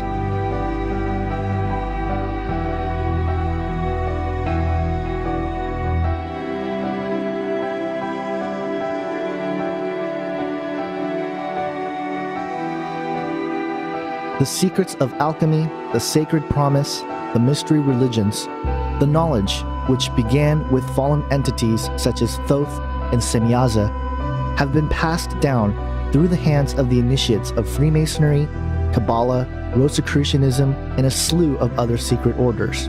It has come to manifest in the last century with the advent of technology and science, progressing man's ability to harness the power of nature and reality, whether through the brink of human destruction, perhaps via nuclear weapons, or at the precipice of controlled human evolution, such as genuine artificial intelligence. The fallen ones will return and present themselves as the saviors of mankind and gift humanity with the Philosopher's Stone, the elixir of life. And those who choose to accept this ancient discovery will fall for the greatest cosmic ruse in all of the universe, forever enslaved in the clutches of the enemy, who wants nothing more than to destroy mankind.